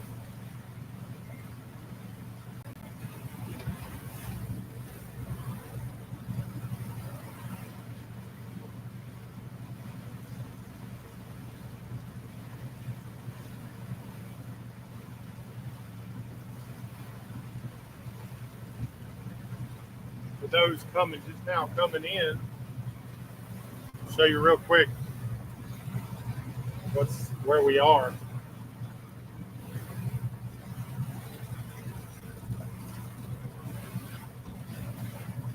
This is multitasking right here.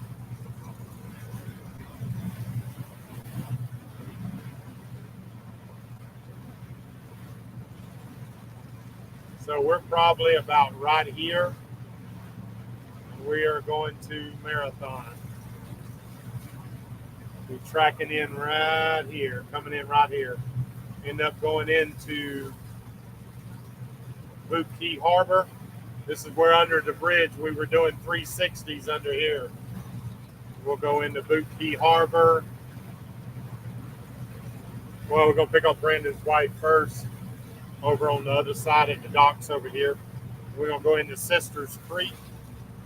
It goes around and comes out the front side. Let the kids do a little snorkeling. This is a little little minor reef right here, island, more low tide. It's a rock island, not necessarily a reef right there, but you can boat up to here, get out. This is also a sandy beach. You can get out here. There's a place right here, if you look, called Sisters Rock. It's a huge freaking coral head. Probably the biggest one I've ever seen. I'm talking about by itself. It's just sitting in the water right by itself.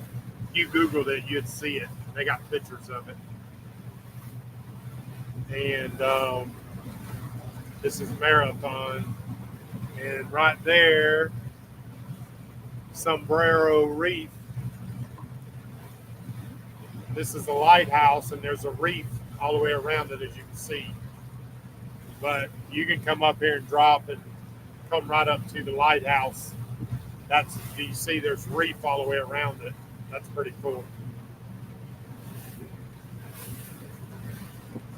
Thing wants to turn into the waves.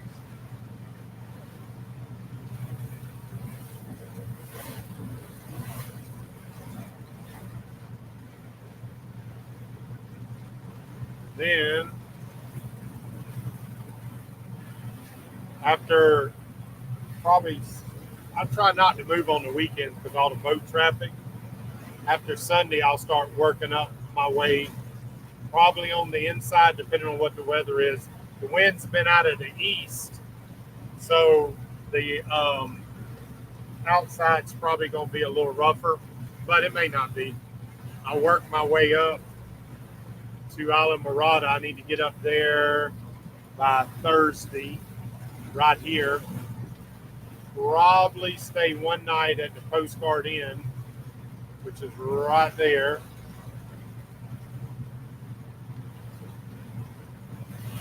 Oh, excuse me, that's Lazy Days. Further up. Right there. Postcard Inn. This is one of the coolest places. You see this? This is all new cabanas and sitting areas. I stayed there a month last time I was down here, and you can back up right here. If you get these spots, you back up, and you're looking out into the ocean, Atlantic. That is so nice. It's expensive, but it's super nice. And then I hope I can get under this bridge. I think I can, because my favorite little island, if you're ever out this way, snorkel, is right here. You come in this deep area and have you some mass snorkeling fins and go up to the edge of that and snorkel up. That's a mangrove island. And when they say mangrove, it looks like an island, but it's nothing but a bunch of the mangrove roots, and that's where the mangrove snappers are. And that's a super cool little cheap, easy way, or if you got a little boat to go do that. Pretty much any mangrove island's that way. I just like that one because right here it's real deep, real clear, super nice place.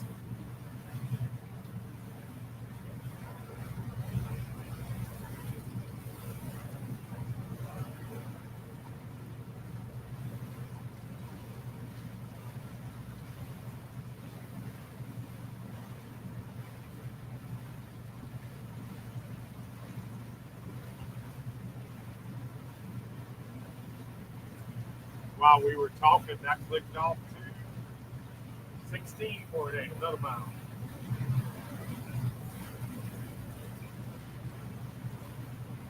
Almost 3:30. All right.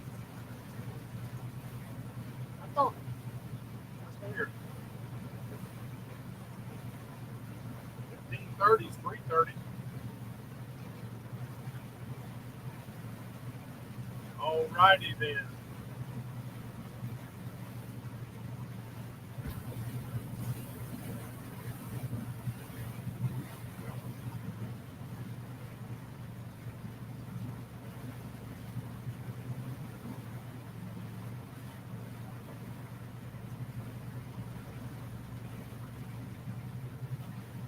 little puppies. Little Shih Tzus. Little small things. Easy to work with. This is Zeta. She's a siren warmer. Warms us up with sirens. And this one, this is Ariel.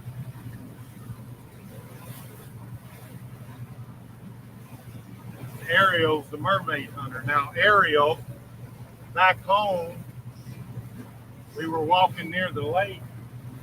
I don't know if you can see her foot, but the gator grabbed her. And I was pulling on the freaking, trying to pull it back, and the gator was pulling, and it snatched her darn foot right off.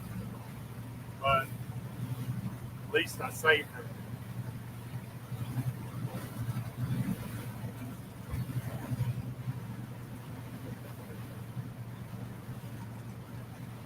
So they're little dogs. They're able to come along for the ride. They ain't too hard to deal with. And I do know they can go overnight without going to the bathroom. They held it. They did good yesterday.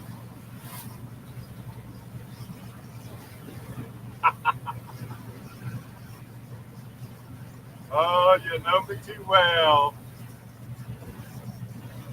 That's a good thing, though. You didn't give it away. She didn't really lose her foot by a gator. Usually I tell her when I'm near the ocean, I say it was a shark got her.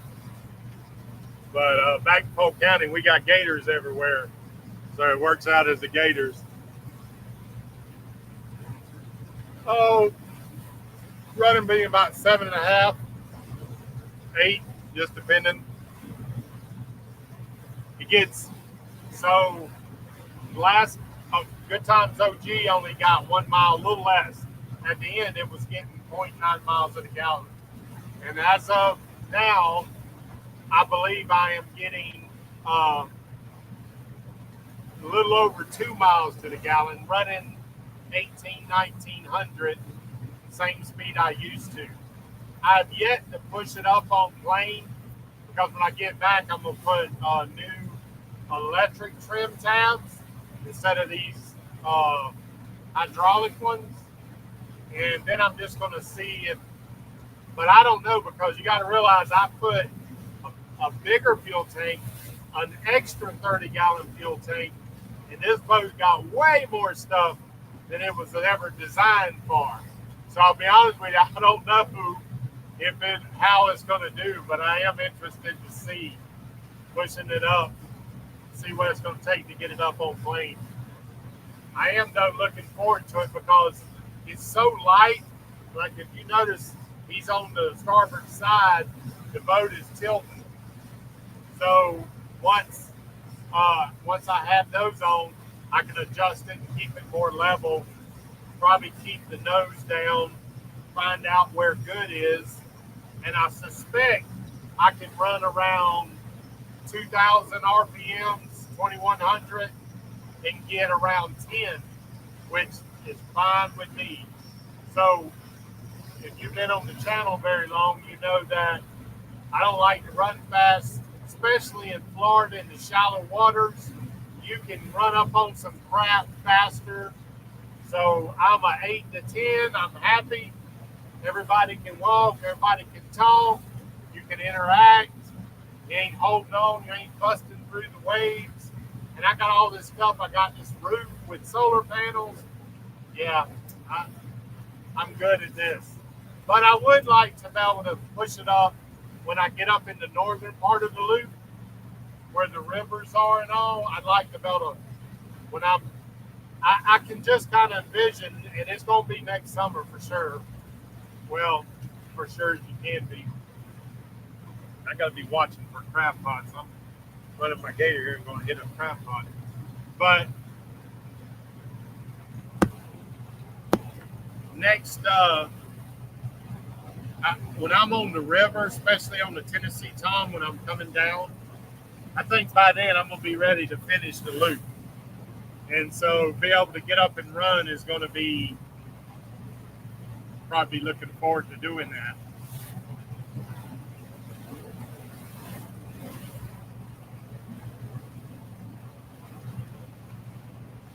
No, I just Matt dealing with those hydraulics is just I don't like. It's just electric is just so easy, man. Push a button, it's there. It's just too easy. They're only about $500. I think some even cheaper. But yeah, I'm going with electric. Of course, I got the solar panel, so then the next thing y'all will see it. I'll get it out the Mug Club ahead of time, but um, Adrian, a friend of mine, showed me these electric motors that hook onto a dolphin. The dolphin is one of the things you put on your outdrive. It's supposed to help you get up on plane. And these electric motors mount on that so that when you're setting in the water, they're down below. But when you get up on plane, they come out of the water. So then I don't have to have that kicker on the back. I'll have electric because pretty much anywhere on the loop, if something happens, I have sea tow, so I'm not even going to worry about that. But you need something in the event you're in a channel or whatever. And I have 200 amp hour batteries now capacity. I'll have 400 eventually. And with that, he was telling me about he was at a um, marina and the guy pulled up to get fuel. He was getting fuel, and the guy said, "Okay, you're ready to go." He said, "I'll wait for you to crank your engines to free your lines." And he's like, "Nah, don't worry about it." And he had a little electric. He kicked it on, and you use your steering, and he buzzed out away from without. Because I'm telling you, there's been many times I wished I had that. Many times. Matter of fact, Jim Ajak will remember. We were coming into the dock at Marathon one day, and the shift cable came loose on the engine. One engine shut down, but the other one was on. And I had to do a Superman dive down below to kill the engine, to stop it. We still hit the dock, but not too hard.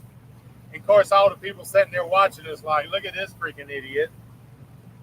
But I would have loved to have some electric right then and, been able to stop the motion. But in any of those situations where you're coming into the dock and your motor dies, you've been on the water, you know what I'm talking about. And you got electric, you don't have to worry about it. Let it die. It's no problem. So that I'm pretty excited about. Down to 15.7.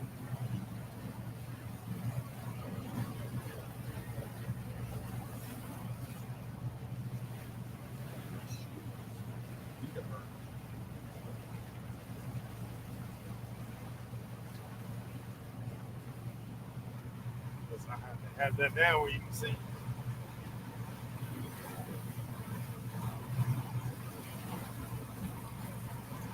Yeah, we're blessed with this crossing. It's nice. We're pretty much, say we're halfway. Pretty much, look, not quite halfway. Pretty close to it. Almost halfway. What did I say it was? I feel like I said it was 26.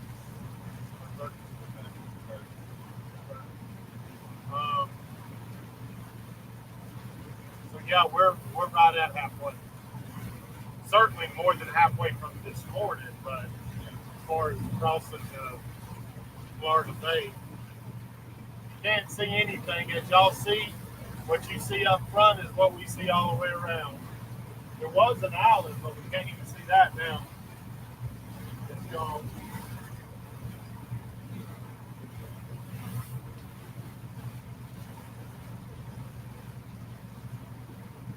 Making way.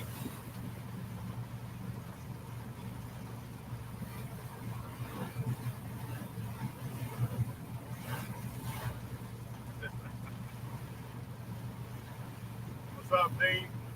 Blue, yeah, it's a good backup, a very good backup. Dean, we are out in the Florida Bay. Hang on a second. What I don't like about this thing, and that's why auto steering is very soon. I don't have to do this. I can just sit and talk. But you step away from that steering wheel for a second and it's gone. There's nothing out there to look at to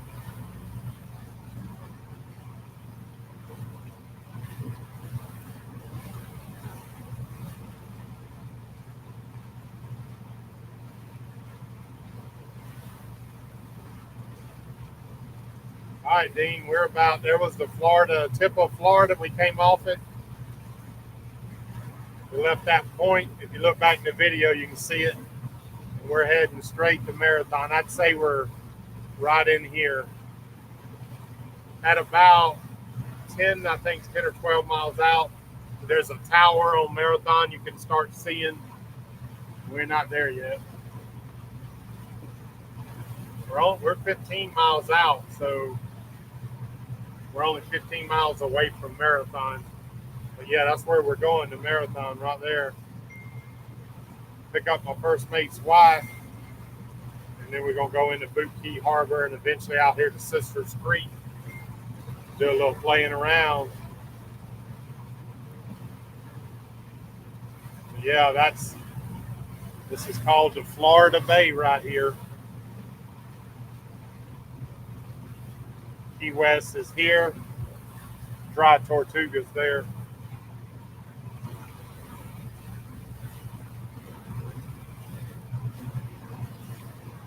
I think, guys, isn't there a way on Google Maps to show your position? I mean, it does on my phone automatically.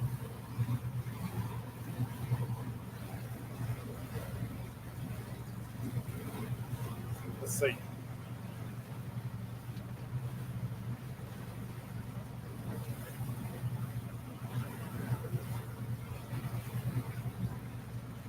No, that didn't work.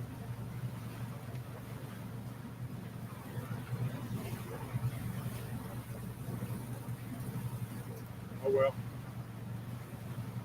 That's where we are.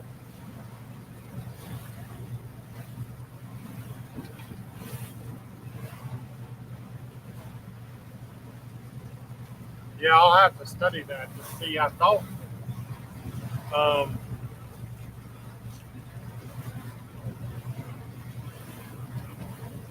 Navionics web app, but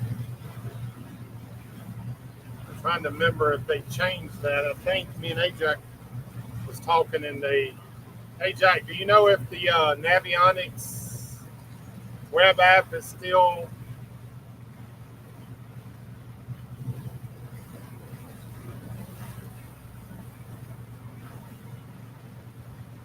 up? Maybe.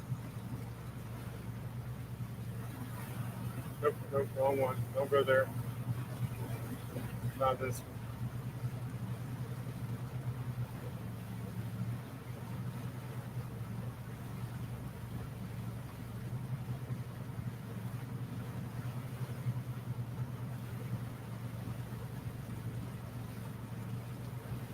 Oh, yeah. Let's see.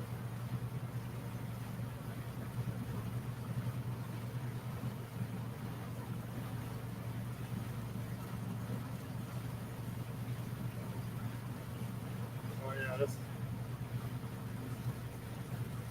only heading in the wrong. Heading to Mexico, y'all. There's a boat offshore there.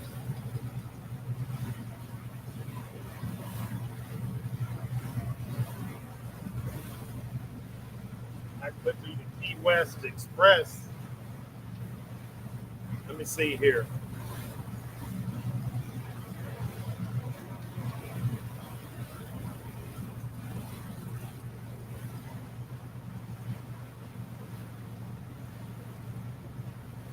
I might be able to show you from the Navionics web app if if it's still working. Garmin bought Navionics, which I like.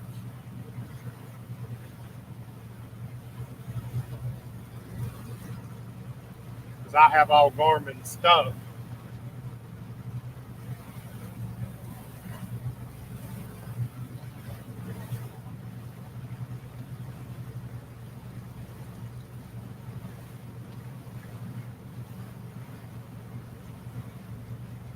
Well, it's saying, all right, I'm gonna leave that up there. I can't get signed in right now, so I'll be able to pull up on Navionics next time. We'll have it. This is working out though, pretty good.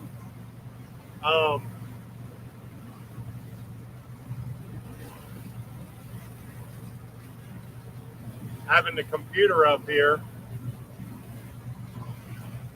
For those just coming on, let me see. I'll show you the.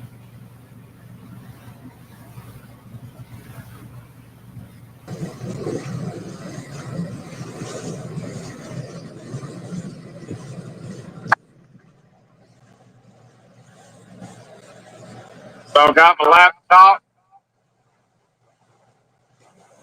That's the camera. I know there's feedback when I do that.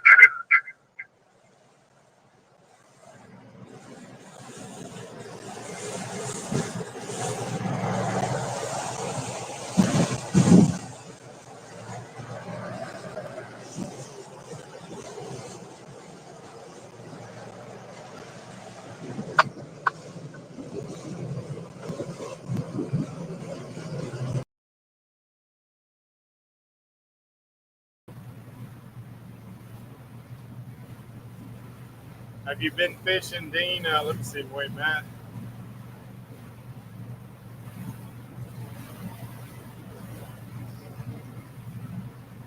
Yeah, I believe it's going to only because I'm hooked to the Starlink. It should be able to show location based on that. I believe.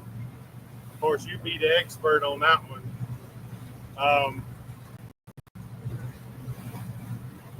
Yeah, Dean, we were fishing, dude. I think we still fishing, ain't we? Yeah, we fishing, we trolling.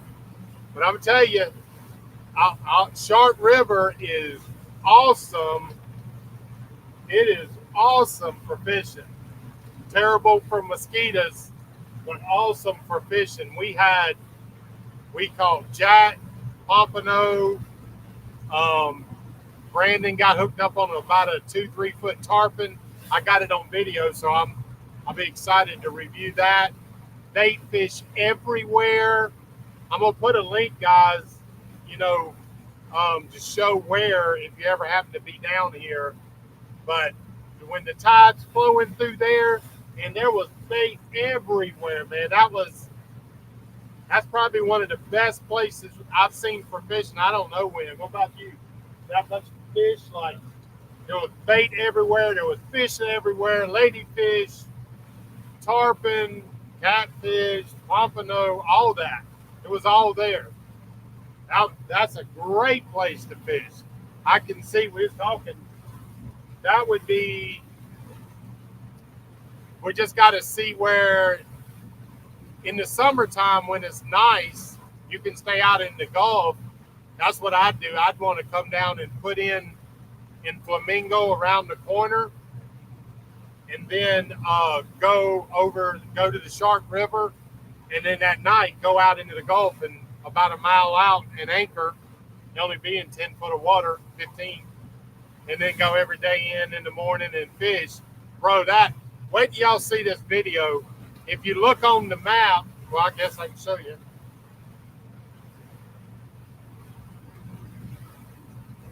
Keep forgetting I got this new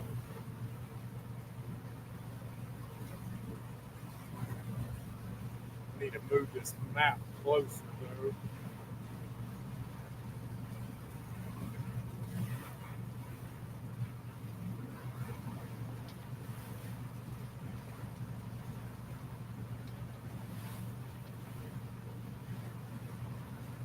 Hey, map.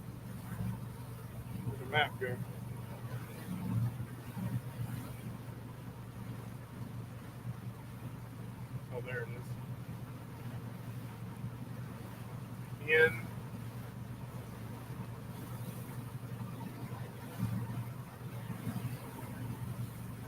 go. There we go. Show you this. Make sure I'm showing you the right thing.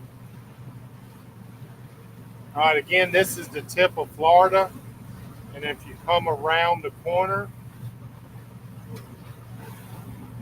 this is the Shark River going up. But look at this. You can go up this. We went in. We were looking for a place to walk the dogs. Bruh, this is all mangrove trees. And I particularly have not seen trees, mangrove trees this big. Up there in Central Florida mostly, it's, the mangroves are more, they call them mangrove trees, but they're not huge. They're 15 feet tall. These are 50-foot trees. And this entire area is mangroves. And there's no sand. It's all mangrove roots. But we went in, we came up, came all the way out to here looking for sand. There was no sand, as you can see. You can see sand was here. That was our first place. It's where we walked the dogs right there. But how cool that would be to spend. I'd do it in this boat, but I wouldn't do it in a small boat because there was some people. Let's see, where'd that go? There were some people coming in late it was like 30 minutes to dark. And I don't know where they were going, but mister, if they got caught up there, if they had engine trouble, they would be screwed. But look at this. How cool. This is old Florida, y'all. I mean, like, it's crazy. Ain't nothing there. I'd love to spend some time going up into the navigable areas. And the fishing, I'm sure, is unbelievable. Like, that was awesome. That's truly getting out there and doing some adventuring. Because you're up there in the middle of nowhere. Big old boat off shore there. Knocking down some waves. Down to 13.9.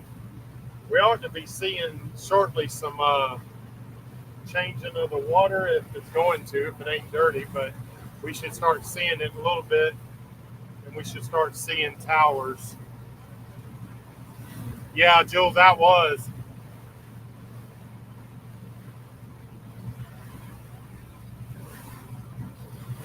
Yeah, I just found out I usually watch the news in the morning. I didn't know it till late last night about the whole thing out in Israel and all that crap. See you, Matt. Hopefully in a minute, y'all, we're going to get to show you the crossing into the clear water. That should be coming in any time. It ain't started yet. What is it going on up there in Minnesota?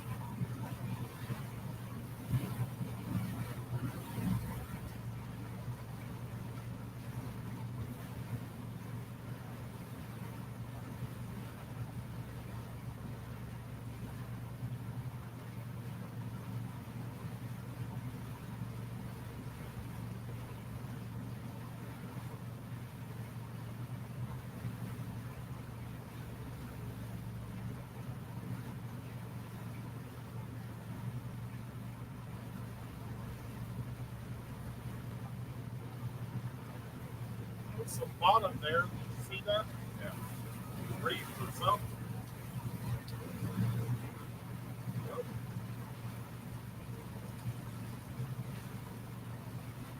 Look at that drunk dog. It's probably grass. If I had to think. It looks like grass hole. Seaweed out here is crazy. Yeah. Everywhere it's coming from.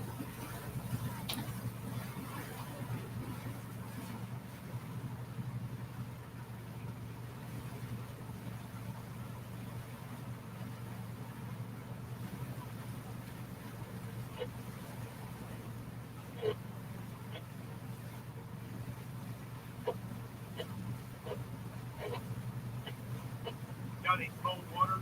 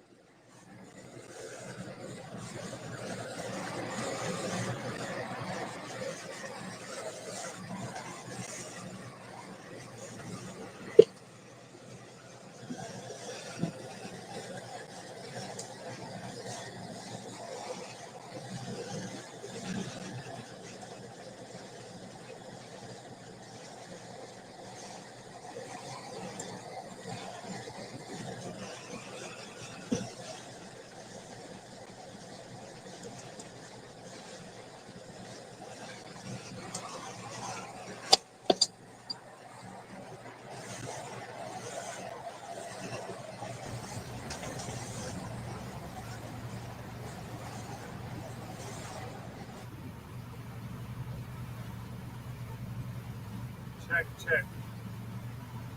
That helped that. There's no feedback. Now I know what I got to do to it. Just got to mute it.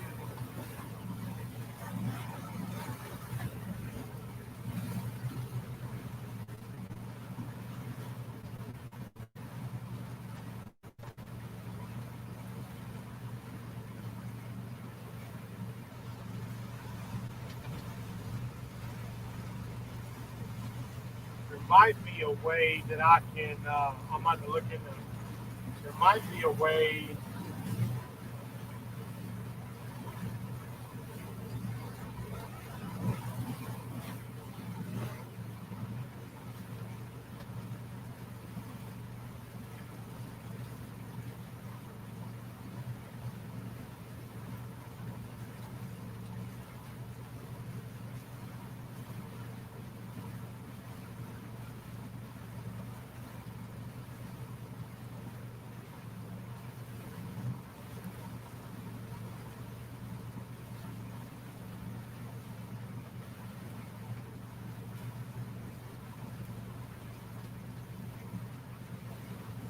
I was saying there might be a way that I can.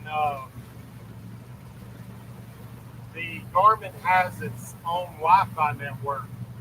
I got a feeling I'm going to be able to tap into it and see that screen on here where I can share that. That'd be cool if I can do that without holding the camera. That, or I'll need to put a mount on the camera, which I could do.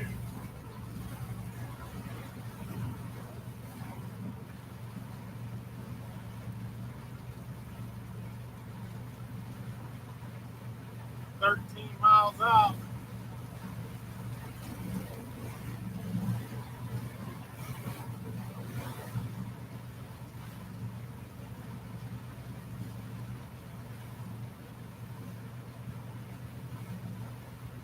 About any time, marathon should be coming on the horizon.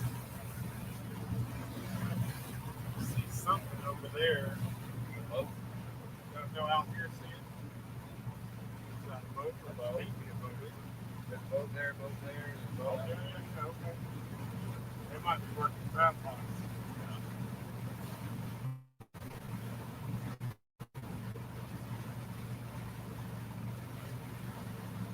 So expensive at the store, but some crab, yeah, oh yeah, crab. We caught some port soda, weren't big enough. Like hot or cold? Like hot or cold? Cooked. Oh, not yet cooked. But you want it warm or cold? You can eat it. I don't eat a lot of it. I've just tasted it. But I don't like seafood in general, sort of fish and crab. That's why I know that go lobster and I don't eat it. I've tried it all, trying to get the taste of it. No. The only way I plan, the only way I eat them, like fried, yeah, that's the meat. Versus, trying to eat healthy. If it's,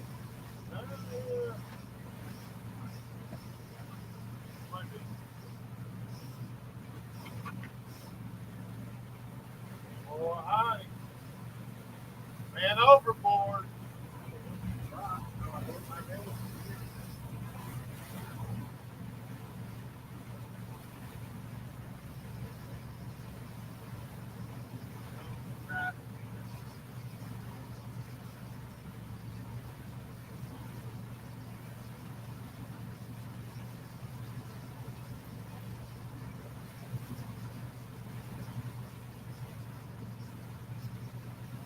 A couple boats off.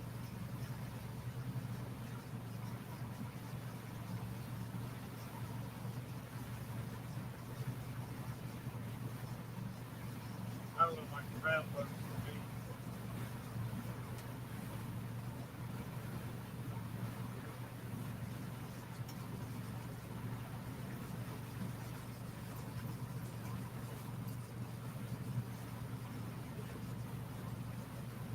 Let me get my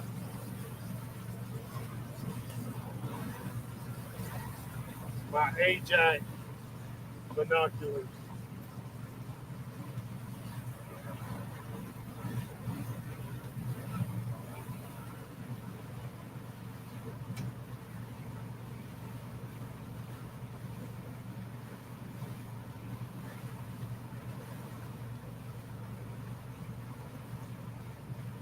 No, that's just regular fishing boat.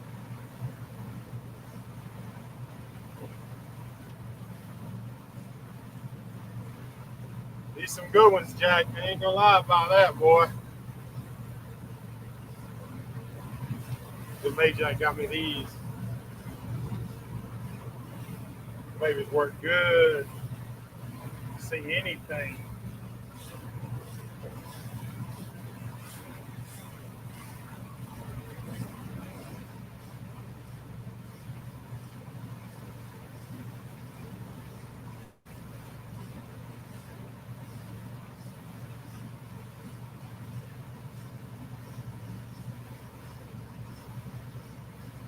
Don't see anything yet.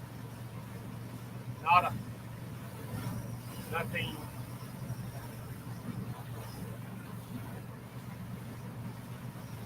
Gotta get a place to hang these. I don't know if I hung them, they would be beating around too much.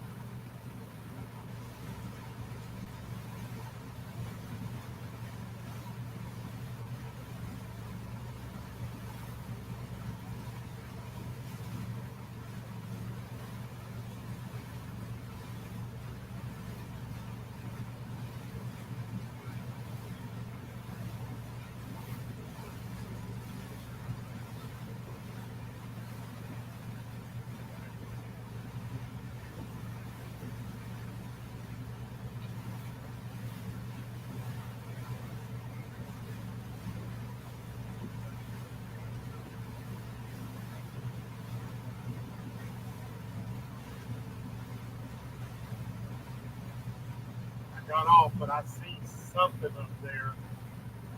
Might be on a marauder.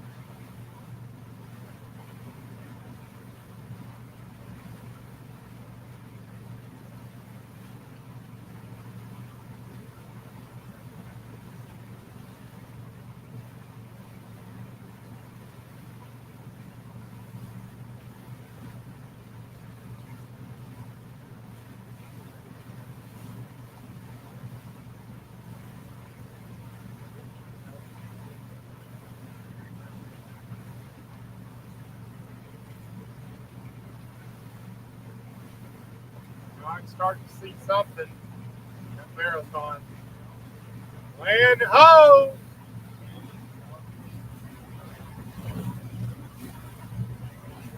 12 miles out. I called it. Arrival time 12:57.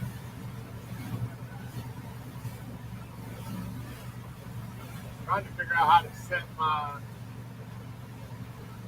Can't remember.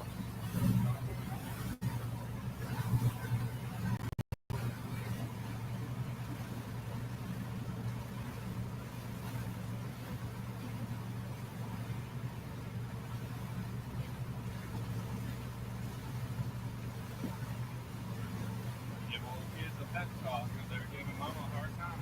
Oh, did you see the land? Did you see it? Yep.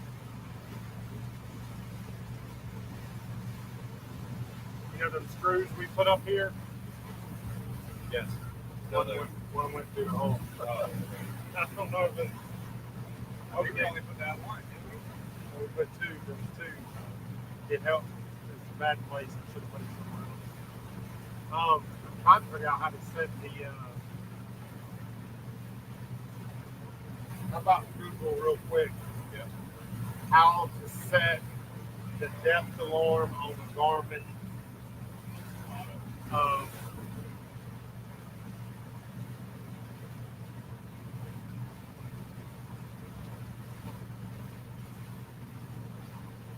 Dang it.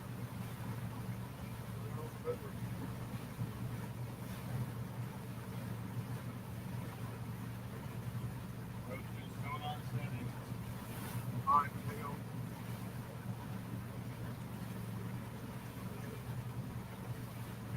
Sonar.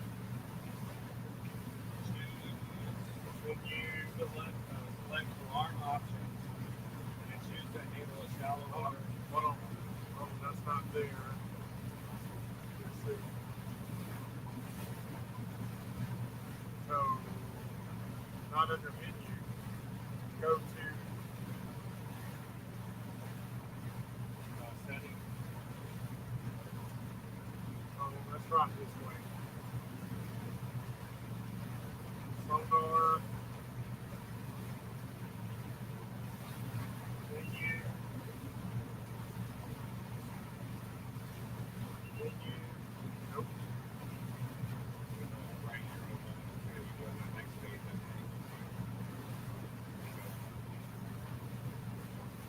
Recording.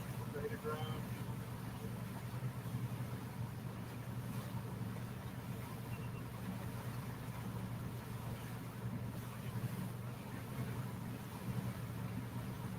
Hard to. So much in there. It's hard to find.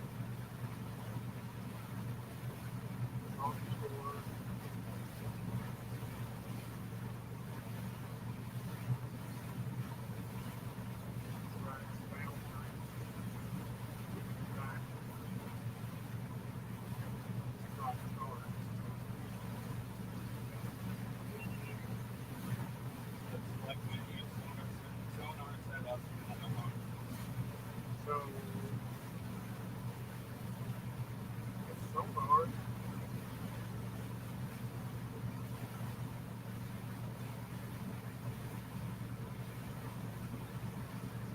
You think it'd be menu?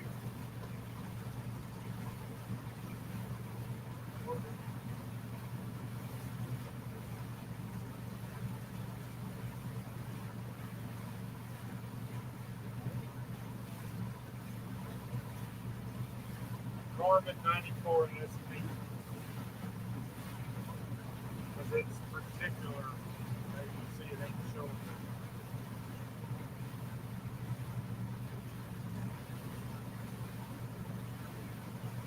Well, it's been a nice crossing. Oh, I'm looking. I ain't looking at marathon. Go to your sonar view. All right.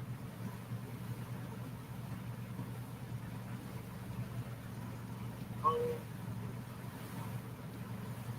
Sonar. It says go to your view. So wherever your sonar is, if you just see your Oh, sonar. okay.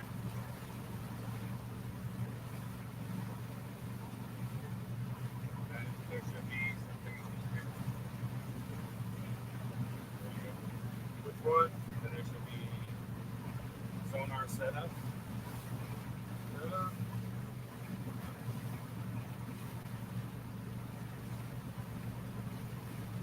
Maybe advanced. Maybe.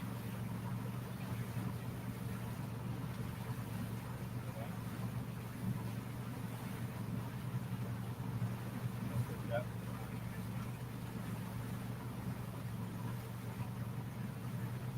Nothing. You can also set up the view depth alarm is supported by a transducer. I think you'd have to have the.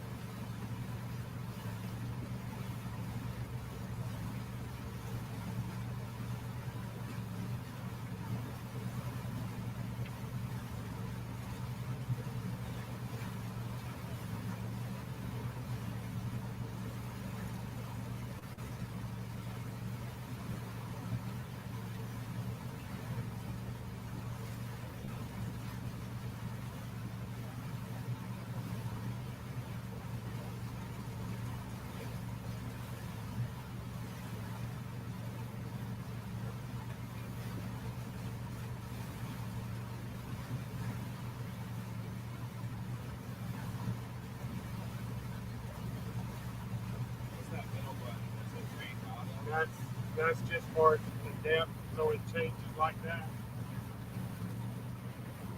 Nothing else on here. Have to be somewhere under this.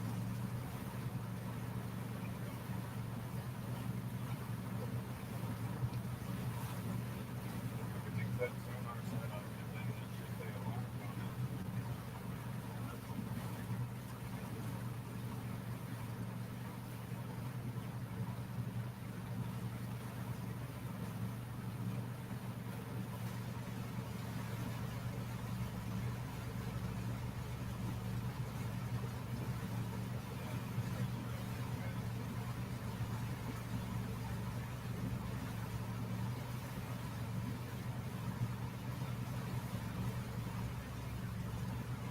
You got installation on that.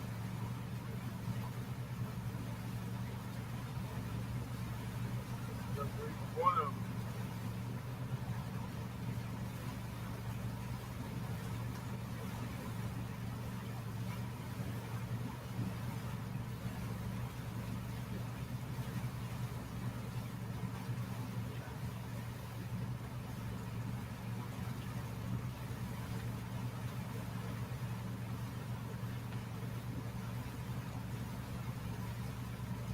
See if I can look it up on like a video instead of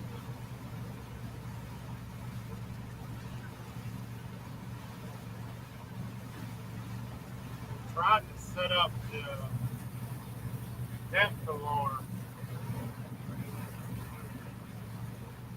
Thing's got so many screens, it does so much. It's hard to find stuff. I made a little notes in my phone so I can refer to it.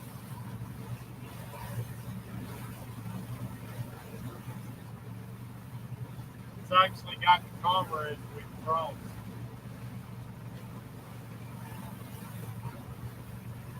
Like miles out.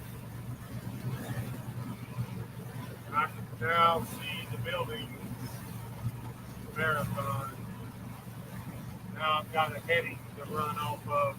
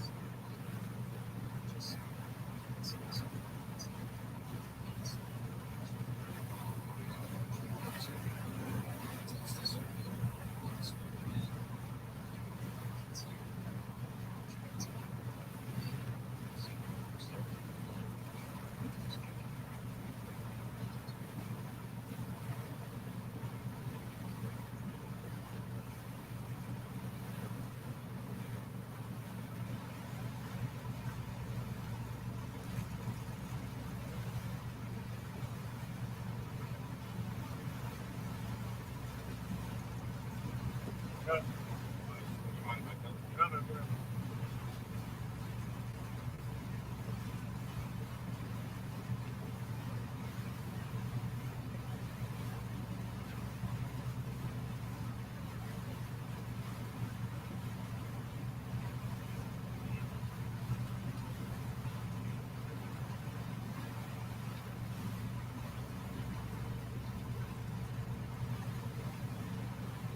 So you don't have a transducer? Huh? You don't have that transducer? Yeah. Yeah. What do you have on there? Traditional or I mean, I'm running traditional, but you can do clear view, change now. I don't know if it's Was there one that said it had to be in a certain one? no. I think they're all the same. Where's your This is all the sonar. where's your What is it? What does it mean? you have the manual on the boat or is that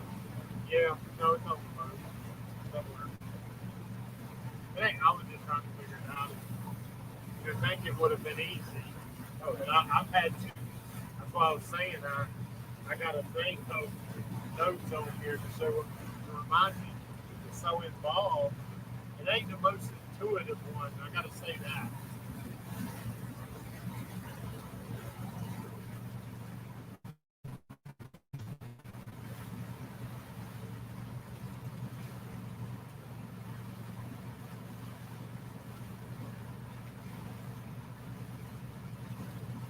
See this side view.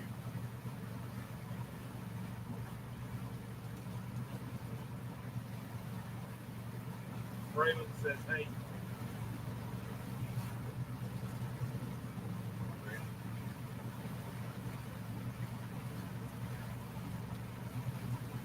They're watching as we're driving down.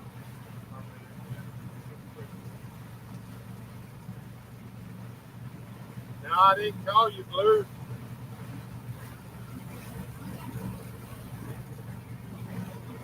See, I don't think I'm gonna when we get over here in the Sisters Creek. That should show. Well, we'll see. But yeah, I thought about getting. They have another one you can mount on the front for the very reason of it's too late by the time that thing's up. This is showing off the back. Side, yeah, The side. front to back, yeah.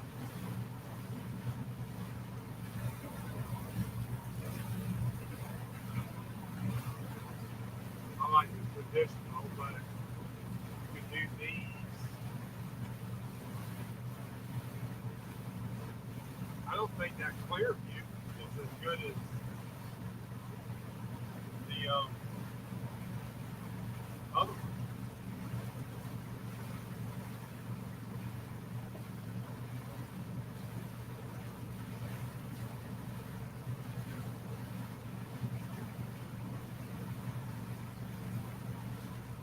Miles out.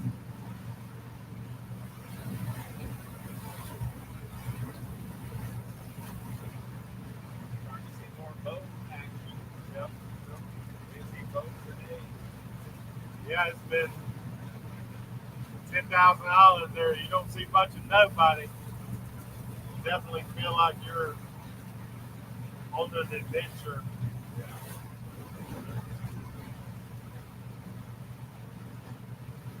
Still on that boat. That's different. You know, You still on that boat. That's different. no, I think you know. Never done this much.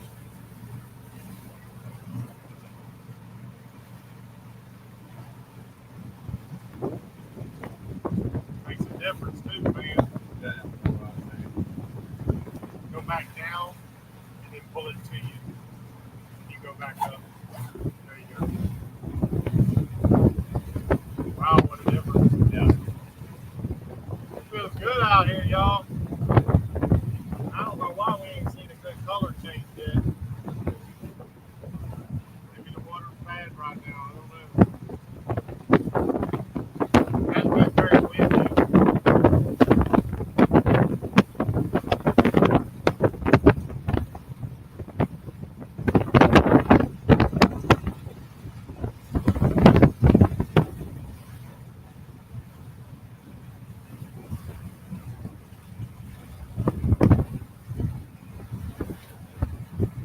You notice how you see the islands and the stops? Yeah. You don't see nothing at the bridge, just my bridge.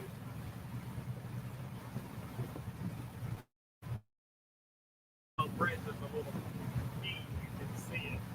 It's a little small key to get on. Yeah. What's the name of that tree in here? That tree has a name. So, The tree that's growing on the bridge. oh, Big red. The big red tree. I don't know. It's an Australian pine that's been there through everything. And it's growing right off the concrete around the bridge. The old bridge. Yeah, you'll see when we get down here, there'll be signs that say that you don't see from under the bridge danger, bridge pieces falling. Yeah. And you're like, you know, you see that, you think,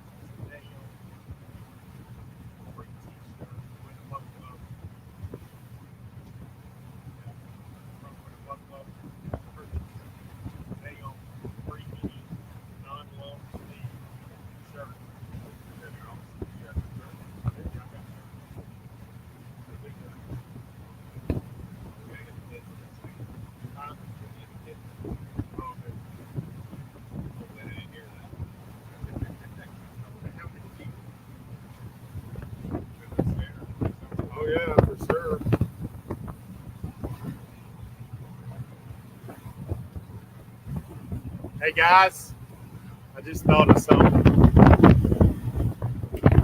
Got a few mug clubbers on here, but here we pushing the mug club. I'm gonna make a great offer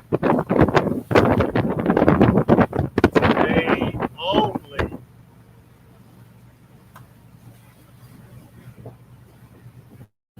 Hey, do you know where?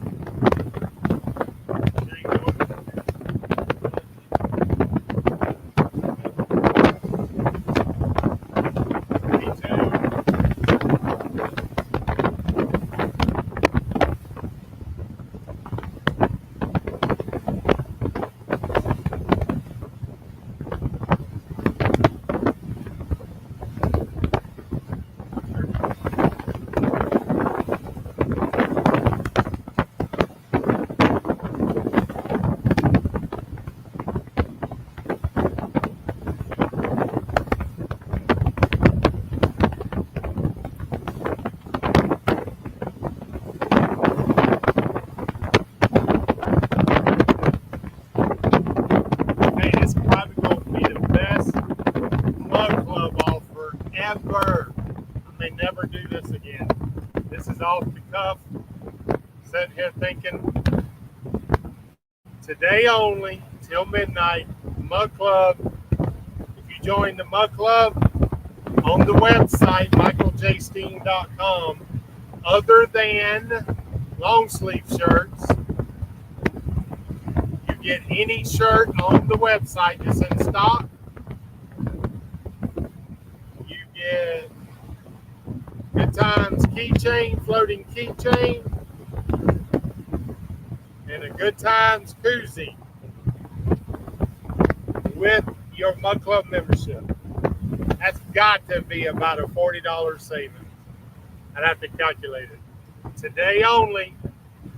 So if you're interested in this would be the best time ever to join the Mug Club. Today only. You heard it. There's only a few of you here to see it.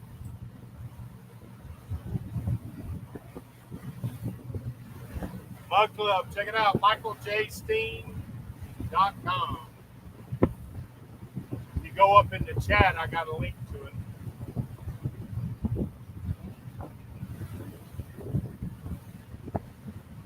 I actually, guys, I may do this tomorrow as well, so that I can advertise it in the morning and through the day, because I'll be on Anchor chilling.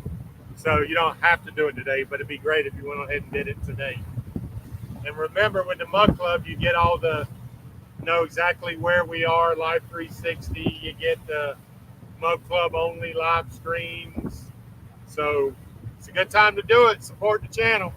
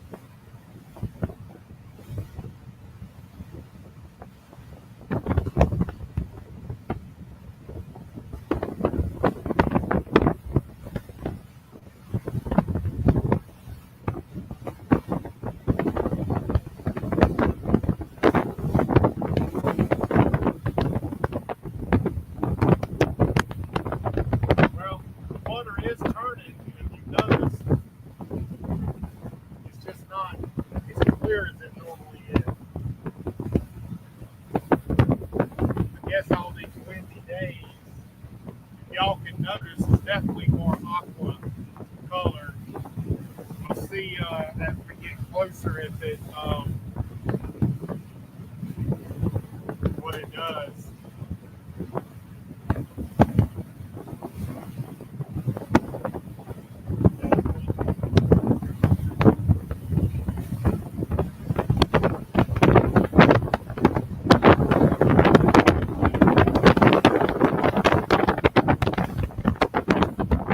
It's definitely changed colors.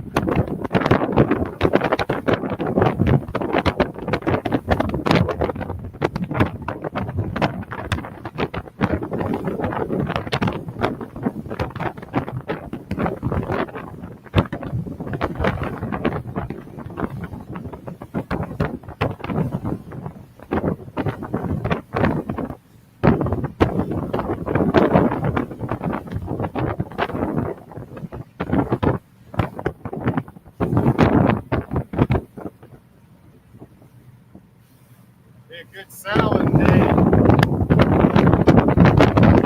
That's for sure.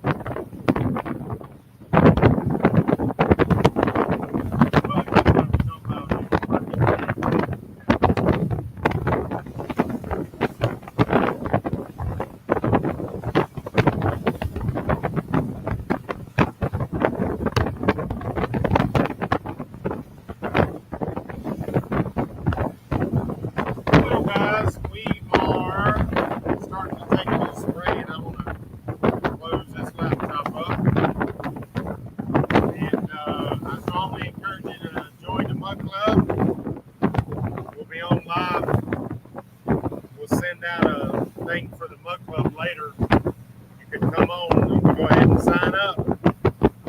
But the next few days, I'm going to get some videos out and be able to rest off a little bit. It's been a bit of a challenge, but we got her done. And we're going to get on in here and pick up Brandon's wife and kids and play for a little bit. Take it easy for the rest of the episode of the Mug Club. Thanks for coming along. See you later.